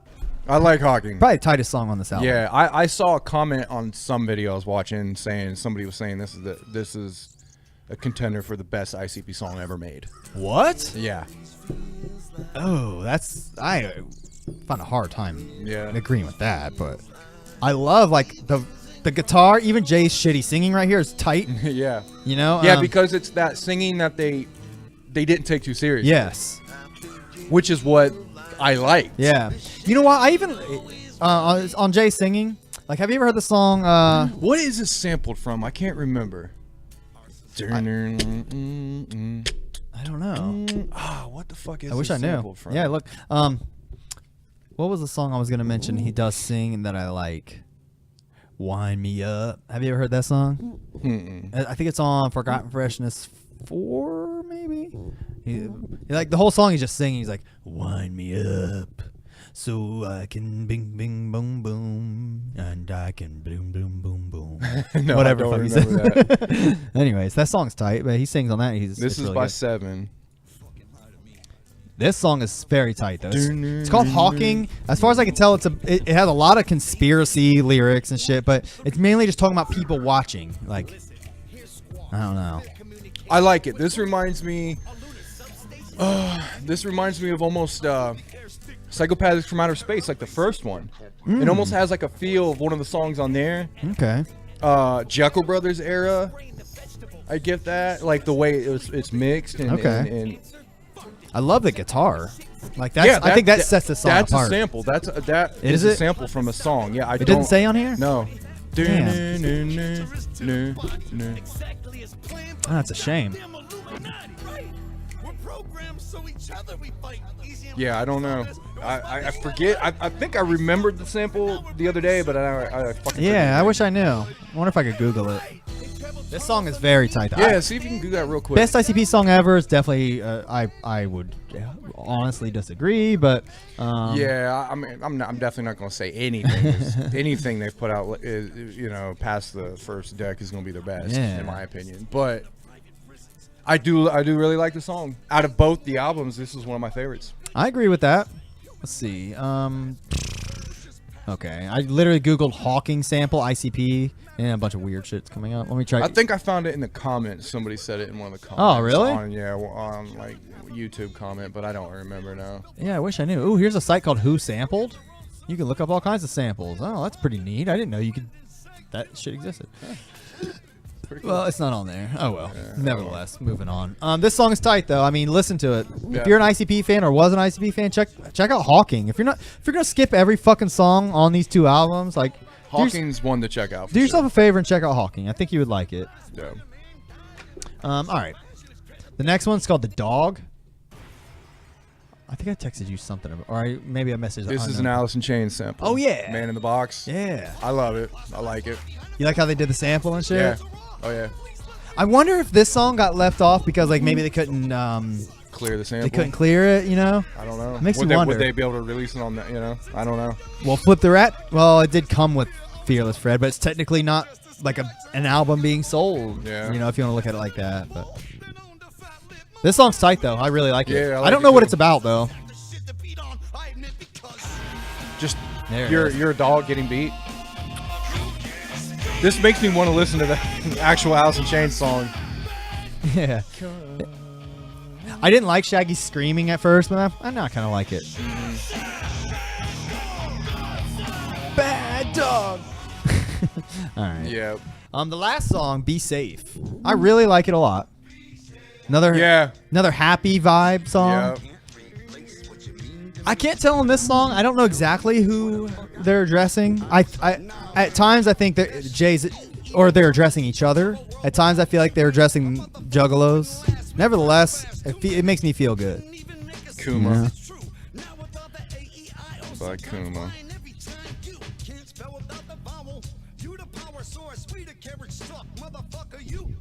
No, I like it. Yeah, I really. This song stuck out to me as being one of my favorites on this album. I like the hook and then like the extended hooky chanting thing that they do because they're really Yeah. good at doing that. They've always been good at that. Yeah. Like they'll come. You talking about where they're like, "Be safe"? Yeah, yeah. Where they'll slow the song and then they'll break it down. Oh, and yeah. and then they'll build back up. I do love that shit. Yeah, they've always been really good at that. They even just did that on Splish Splash. Yeah. I mean, they don't give a fuck. They do that shit all the time. It's Yeah. great. I love when they do that too, man. I'm with you. It takes it from being like a regular generic like verse hook song to being like more of a production. Yeah, and You know? let the music play out. Let's and it be all a that, little yeah. more. Let's it become a little more deep. You know. Yeah. No, I like it. I'm really into this. This song I think easily could have been the final track on Fearless Fred. sure, also, yeah, for sure. You know, it's got the scratching. It's got like the extra. You know, bullshit. I mean, it's a 6.5 minute song, and most of Yeah. it's them like bullshitting. You know. I'm trying to remember. This gives me a feeling. It gives me an old school feeling, but also maybe like a Bang Pow Boom feeling, like about a decade, like 2009ish era. Okay, I can hear that. Yeah. Oh, there's Jay singing. And I believe that's auto tuned as well. Yeah, it sounded like it. Here it goes.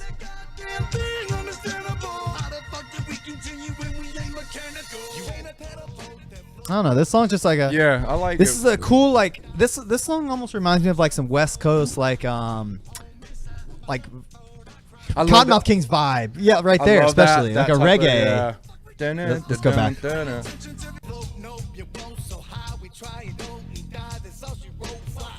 That shit is tight. Yeah, All right, I love it. it's man. simple. They're going with the beat.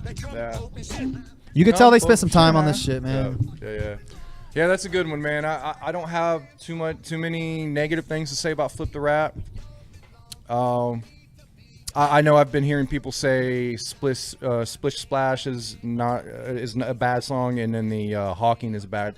I've heard a couple people say it's great, and then I've heard a couple people say it's not that good. So I made it a point because I knew we were going to do this shit, so I made sure not to read anybody else's opinions and shit. I did see like on a couple comments, people talking shit on a couple songs here and there, but you know, like I would much rather experience the album and, you know, hash it out with somebody like you who I feel like you feel similarly to me. I think as far as your just overall opinion about ICP, I think we're kind of similar in that vein. You know, I think that's why this show will work. You know, I think the two of us, you are definitely more like loyal and say like I'm going to listen to everything ICP does. yeah, But you don't necessarily follow the community. yeah. I more just follow the community because I like to watch what they're doing, but I don't care as much about the music. Okay. So if you mix both of that together, we kind of make, you know, we can cover all ground. Yeah, we can cover all the grounds. But this album has really got me back into the music. Like, man, I really like this album. This is the first album in a long time that I can put in, listen to it all the way through. Everything holds my interest for the most part, and there's nothing I really go, oh my god, dude, this is horrible. I have like nothing has made me say that on this album. Do you think this is your favorite of the new deck? Maybe it's definitely a contender with Bang Pow Boom. I know you love Bang Pow Boom. I really did like Bang Pow Boom. There's a couple songs on there nowadays that I skip. Yeah. But I remember when it first came out, I liked almost every song on there. I love the Mikey Clark production on that album. And by the way, Bang Pow Boom is a great example of knocking it out of the park with your final fucking song. Yes. Oh my god. Yes. The final ICP usually follow a formula. It's usually like intro, then immediately like the album song, and then immediately the banger. That's usually how they do it. Yeah. Riddlebox, you know, Ringmaster, Great Malenko, all of them do it like that. But Bang Pow Boom, they switched the formula, and well, Wraith, they kind of did it too, I guess, if we're getting critical. But nevertheless, the point is, they took. So you're saying the last track should have been like the banger that they put in after the intro? I love the fact that they put it at the end. Yeah, that's what I'm trying to say. I do too. That's my favorite song on that album. That's literally the only one I can think of right now, off the top of my head. You got Verily. I do like Verily. Yeah, In Your Face. Okay, which is a good banger. In Your Face is the hocus pocus of that album. Yeah, and it worked. Yeah. I thought it really worked. You know what? They don't really have one of those. Like every album, they usually have a carnival clown banger. I think it's going to be Red Fred, West Werner Ave is going to be that. West Werner Ave, I think, is the hocus pocus of this album. Yeah, I would say that. I would agree with that. Red Fred is a good, you know. It's a fine one. Look, just like the song "Great Malenko" is a fine song. You know, it gets the job done. But I know what you're saying. They don't quite. It's not quite as evident of something like that on this album, which is fine to me. Yeah, it still is an interesting album. It doesn't have to completely follow that, and I really think they just didn't follow that formula on purpose. Yeah, let's try something new, and I think that's what they did. Yeah, and this album is a good mix of. You know, here's what we do now. You know, for people who never heard it, here's what we fucking do. Yeah. And you know, you get a little bit of taste of everything with it, which you know, not to beat a dead horse, but this album does not disappoint longtime juggalos like us. I think new school juggalos definitely will like this album without a doubt. But I was watching some like kind of like younger millennial type. They do hip hop reviews, and they were reviewing this, and they did like a whole little like hour and a half long podcast on it. These two younger millennial guys, and they actually had a lot of good things to say about this album. Really? Yeah. Wow. And then I saw another even younger reviewer who he does all kinds of music, and it's not just Juggalo reviews, and he reviewed it and like was really into it. So I really think.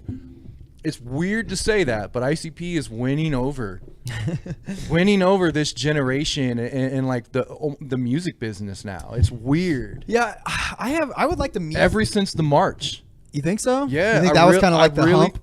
The March got so much coverage. It got so much positive coverage that I really do think it just changed the minds of the you know, the common, I guess, people who don't really know about ICP. They're like, oh, that's good that they're doing that type of thing. Like, it really did win everybody over. I may be wrong, but from what I've seen on the internet especially is like that's kind of what's going on. What do you feel is going to end up happening with obviously they're going to release, you know, the 5th card and then the 6th double card or whatever they're going to do here. I mean, how do you really think they're going to pull off another 5 Jokers cards? Like after this? Yeah. I mean, I don't see how the fuck they even are, like, physically will be able to do that. Dude, I hope they turn into an acoustic jam band. Like, give me, like, they're already starting to do acoustic sets. Like, fucking just do an acoustic jam band. I would fucking love that shit. Yeah. But I think they have a couple, like, there's a ICP Strums and Drums acoustic sessions. Yeah. Turn into fucking Jerry Garcia, like Grateful Dead type of shit, man. Just start getting up there and jamming for fucking hours, throwing Fago. I mean, at this point, how long has it been since Found came out? What was that, 3 fucking years ago?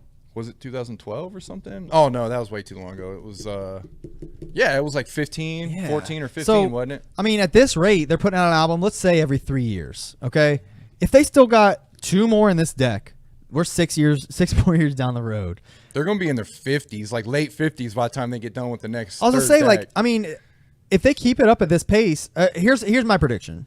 They're either gonna they have one of a couple options. They're either gonna have to just knock them out, bust them like one a year. Which don't. I hope really they don't. Want them to, I don't care if they're in their late 50s. If they take time with it, they can still make it good. I think so too. I could see a 55-year-old ICP making still a fun album. You know what I mean? Yeah, I mean, like, you got to think Jerry Garcia and people like that. You know, old rockers still make good comeback albums. I'll be curious to see how that goes for a band like ICP. I don't think nothing like ICP's ever come and gone. I don't think so. It'll be interesting to see how the latter half of a career like ICP's works. Exactly. There's nothing in the music industry that we can go off and be like, oh, this is what happened. Yeah. This is what they did. That's what happens when you're a clown for 40 years and keep making silly songs. You know, I'll be curious to see how it pans out. This is a once in a lifetime thing as far as the music business. The other possibility I see is after this deck, they pass it off. Maybe Ouija, and somebody else makes a fifth, or starts releasing the new albums or some shit. Like after the third deck with 5 cards. Are you saying? No, I mean after the second deck. Okay, because they are making a third deck. Yeah, I know, and I know that's the idea with the 665. Yeah, that's the whole 665. But I just I don't know. I'm just spitballing. I don't know for sure, obviously, but I'm curious what your opinion was. I guess you see them really continuing on. It's because, have you listened to any interviews lately? Lately, there's a lot of newer interviews on there. If you haven't listened to any newer interviews, there's one with Shaggy he did. It's just Shaggy he did with and it's just the audio. I would love to hear that because I never heard a Shaggy interview. Yeah, and it's actually pretty cool. Like, we need to make a game where he says, know what I'm saying. Like, this motherfucker says, know what I'm saying so many times, and I love it. I'm like, when he doesn't say it, I'm like, oh, you missed one, dude.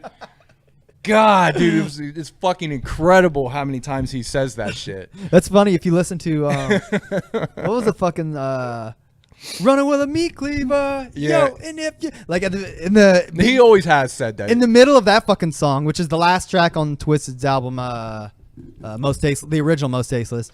Shaggy's like, yeah, you know what I'm saying? He says Psychopathic, you know what I'm saying? Yeah. He does it. He talks for like a minute straight. He probably drops 15 know what I'm saying. And then what is it? The intro of Old School Pervert. Doesn't he do something? What is it? I don't remember. He does an intro on one of those songs, and he's like, yeah, you know what I'm saying? He says it a bunch of stuff. And you know what? I've been guilty of saying it too. And for me, it comes from a kind of a nervous habit. Yeah. And a past of trying to talk and people not listening to you. Okay. Or understanding what you're saying. Yeah, I find myself doing that, especially doing this podcast especially with Rob, who interrupts a lot. He like I'll find myself like, let me turn this is distracting. Yeah, maybe. No. It's the one where sorry. It's all right. It's one of the sex songs. It's not this one. It's one of the sex songs on one of those albums. In that She Ain't time. Afraid, mate? No, it ain't She Ain't Afraid. She Ain't Afraid to admit. Is it that one? No, because Shaggy doesn't have like a thing in that. Oh, you know what? That might be the song where Shaggy's that I'm thinking of, not Meat Cleaver. Yeah, I think it is She Ain't Afraid. You're right. He's like, I'd wrap my balls around my head and go to town on that shit. You know what I'm saying? Yeah. So yeah. Because I remember Ben hated this shit because of that. Shout out to Ben. Yeah. Love you, brother. Yeah. Trust me. Here, hold on. Yeah, it might be the end of it. Oh, there he is. Yeah. This beat is Shaggy, down with the Psychopathic family, down with Twisted G. You know what I'm saying? Yeah. Fuck, I like to get skinned. I don't know about you motherfuckers, but yo, I like to big. I don't give a fuck what. I like. Anyways, he hasn't said no I'm saying again, but yeah, that is the clip I was thinking of. You're right. I think when Shaggy is on the spot in an interview, it's probably maybe a nervous habit thing is why he does that so much. Yeah. I'd be interested to see what he talks about when he's comfortable just around his family. Yeah. If he says that. I mean, is he really doing that to his kids? Yeah, man, go over there, know what I'm saying? Give me, I don't see that. It. I think it really is just a product of like being on the spot. And not to mention, he's always kind of been like in Jay's shadow a little bit. So Jay seems like he's like, I mean, if they're Penn and Teller, Jay's fucking Penn. You know what I mean? For sure. So and I don't mean that to slight Shaggy at all. I know he's just as instrumental in the band as Jay, but the bottom line is, like, Jay obviously, like, he's been the mouthpiece. He's always been the mouthpiece, you know. So I could see that what you're saying being true, especially like I was saying with Rob always interrupted me. I find myself like in the middle of a sentence, like trying to find a way to extend it by just saying, and you know what? And then, like, sometimes I don't even have nothing to say, you know what I mean? Yeah. So I find myself doing that shit too. And not to mention listening to my podcast, I have a lot of little quirks like that. Yeah, and everybody does. But I mean, Shaggy is just funny. Man, he is over the fucking hill with it. It's so funny. What is that interview from? Shaggy 2 Dope interview. Yeah, it should be. As soon as you type, yeah, that one. Right okay, Vent. All right, I'll check that shit out because I never heard that. Yeah, it's a pretty good interview. But anyway, what I was saying was with these newer interviews, they specifically say they are not stopping. Okay. They're not. The wicked clowns will never die. They're going to go until they can't go anymore. They both say that with, I mean, just the purest intent. They're not playing around. Wow. They are going to go until they can't go anymore. I honestly am very happy to hear that. Yeah. I've heard a lot of people say like they should just throw it in the towel. I've even said that. Yeah. I've said they at least should take a break. They should, after the 6, one of my big things was after that, the 6, I said they need to stop, fall out of the shadow for a while, and then do a comeback album in like 10 years. Yeah. And I still think that would have probably been a good idea. That probably would have been the best thing for their legacy, but not really the best for them maybe financially or whatever other, you know, they probably want to stay a little bit in the spotlight, you know. They don't sell billions of fucking albums and shit to actually like just survive off of royalties, I would imagine. Yeah. So yeah, they have to keep grinding. They have to keep producing product. I get that. What do you think about this announcement in Fearless Fred of all these like best of albums and shit? I mean, there's like you said, they're essentially just playlists. Yeah. I mean, it's whatever. There it is. There's a super villains, a funniest shit, most unusual shit, and greatest stories. Yeah.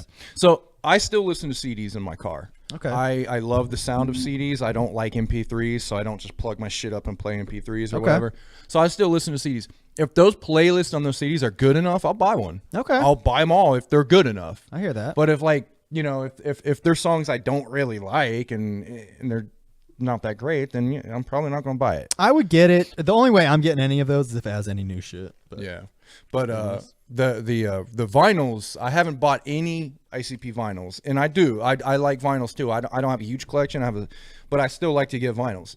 I really do want that Wizard of the Hood vinyl. I'm 100% buying that. I hope they do artwork on the actual vinyl itself. Oh, that'd be dope. That'd be so awesome. That'd be dope. Yeah. I hope they do too. Yeah, that's a great one. Yeah, I really, if I buy any ICP vinyl, I would buy that. That's honestly one of my favorite Psychopathic albums of all time. I think I would argue that that's in the top 5 greatest Psychopathic albums. I would also wouldn't mind having that Forgot Freshest 1 and 2 vinyl. Yeah. Yeah, man. This album though, it met my expectations. And my expectations were pretty high considering the hype, I'll be honest. I'm gonna keep listening to it. I'm not like tired of it yet. I've no joke, honestly. Probably listened to the whole album 15 times now in the past week. It's probably been about 5 or 6 for me, but it's still enough to know, to hear that it interests me, and I'll keep listening to it as well. I'll be bumping it for weeks, man. I mean, I turned on some other music the other day. I was like, I want to listen to Fred Fury. Yeah, I've been listening to it on YouTube. Yeah. But I need to get the physicals, that way I can listen to it in the car and actually like I want to hear everything, you know, from the CD quality. So. Okay. Well, hey man, if you can't get a Flip the Rat, you can have my well, you'll have one if you buy your own. Yeah, I was gonna say you already put it up there. Somebody's probably already. Can you? I mean, do you? So it's just one code per thing. I'm guessing. Here, let's find out. Let's see. Psychopathic merch.com. Let's see what happens here. Here, I'll let people see. All the people. Yeah, look, click this banner to enter your code. You see what happens when I put it in. Ball hog. Oh, it didn't even work. Maybe it has to be capital. Yep. Boom. It's $10. Damn, they still want $10 for that shit? Whatever. No. Or you can get it for $15 at Magnolia Thunder Pussy. Get some. Yeah, I was gonna say, when you went there, was there a lot of copies? No, they didn't have a whole lot, but It's been like a week. I wonder if they're out. you might want to call them. If not, I think they had both versions, so they may still have the other one, but I don't know, man. We'll see. Well, Man, I haven't went and bought a ICPC in the store in a long time, man. I did. I think I went up there specifically to buy the Riddlebox 20th anniversary the one day, and I think I actually bought Lost at the same time. They just happened to have it. I was like, oh, fuck it. For $10, I'll buy it. But other than that, I haven't bought one in a while. Man, I'm jealous of you having that Riddlebox shit, man. I am too. I don't think I'll ever get that. Yeah. Unless it comes down in price or they repress it or something. That sucks that happened. I didn't know that was going to work out like that. Yeah, that seems like that's a rare thing now. Dope. I have it. That's probably the rarest ICP thing I have anymore these days. Well, man, do you have any final thoughts, man, before we wrap it up about Fred? Not really, man. I think we covered it all. I like the album. Red Fred, you get 2 thumbs up from me. I think this is probably my favorite of the New Deck. New Deck. This is probably my favorite album they've done since Shangri-La. I mean, this has been the one I've already listened to this more times combined. I've listened to this album more times than both Missing Links and Mighty Death Punch combined. Yeah, Death Pop. Death Pop.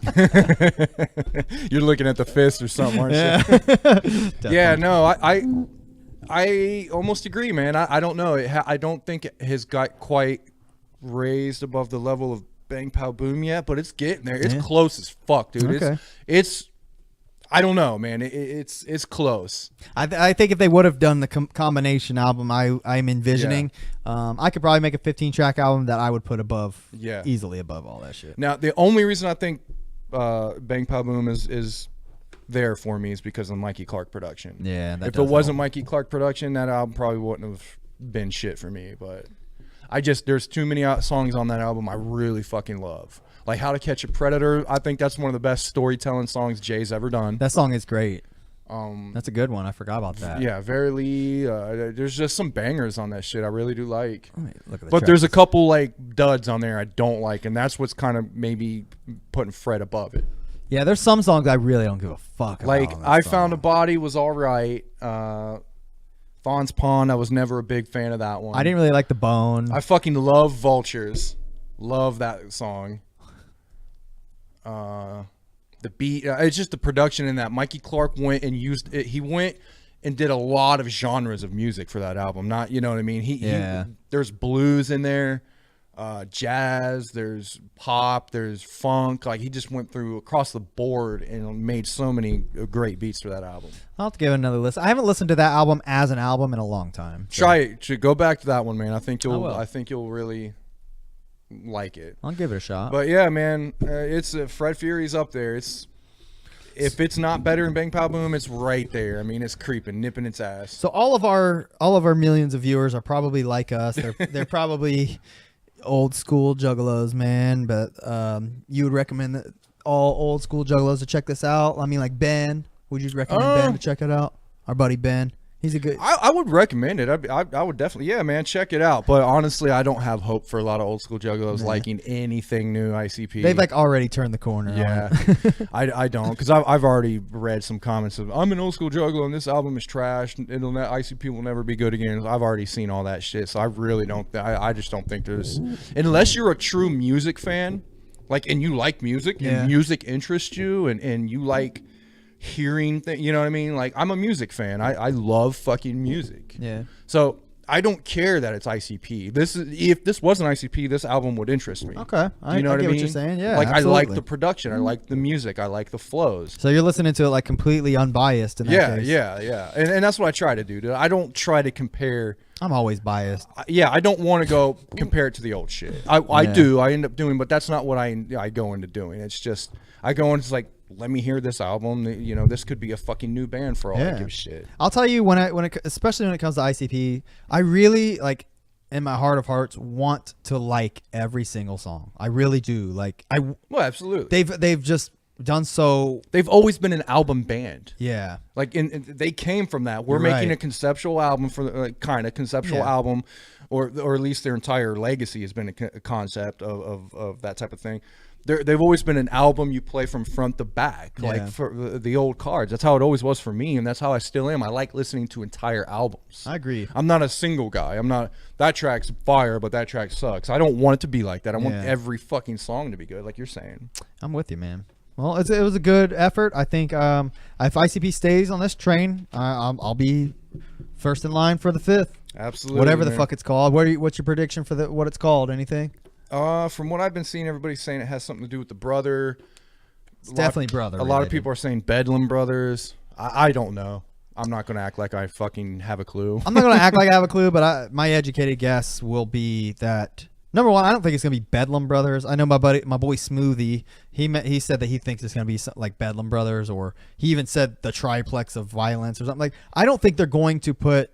I don't think it's going to be anything that we are seeing on this album. Yeah, I don't think that's they're what I'm going to like saying. take an idea from this album and make a new Joker's card. Exactly. It's going to be something completely new that we don't. That That's what I'm thinking. Whether it sucks or not, it's going to be a new fucking idea. They said that they claim that the name of the Joker's card is named 8 times on this album. I don't know how true that is, because the only thing that kind of stands out is every now and then you'll hear Hulk Hogan say "brother" in the background, especially during the Willoughby Rags skits. Yeah. But that doesn't. There's the before and after the brother are inconsequential. So I haven't figured out exactly what the premise may be. But my prediction, because it's the 5th, is that it's going to be like Jekyll Brothers related. Yeah, I really think they might. Like they're going to retouch the Juggle Brothers? That they might throw us a curveball and be like, it's fucking Jim Jekyll, the 3rd. Oh man, I don't know. If they do it right, I guess it could be cool. But if they do that shit wrong, people are gonna hate it. I know. They're gonna fucking hate it. I could see them like that being like the curveball they throw us. That's my wacky prediction. It's probably not true, but at least I could say I said it first. So Yeah. We'll see. All right, man. Well, Fearless Fred, you're A-okay in my book, and I look forward to Jekyll Brothers too. Oh yeah, Anything else to say, man, before you wrap it up? I'm good, man. Our tagline that we'll say at the end of every show is, man, let's just always keep doing things with juggalo stuff, and I'll always be there to do it too. Is that too long? It's a little too long. Maybe we can just say, hey, man, we're dealt from deck 1. Whoa. It'll come to us. Maybe not in the first few shows, but we'll have a tagline for y'all. We'll forever down, man. Forever down. There we go. All right, deck 1 dealt. First one in the bag, man. Good job. Oh yeah. Catch you guys next time.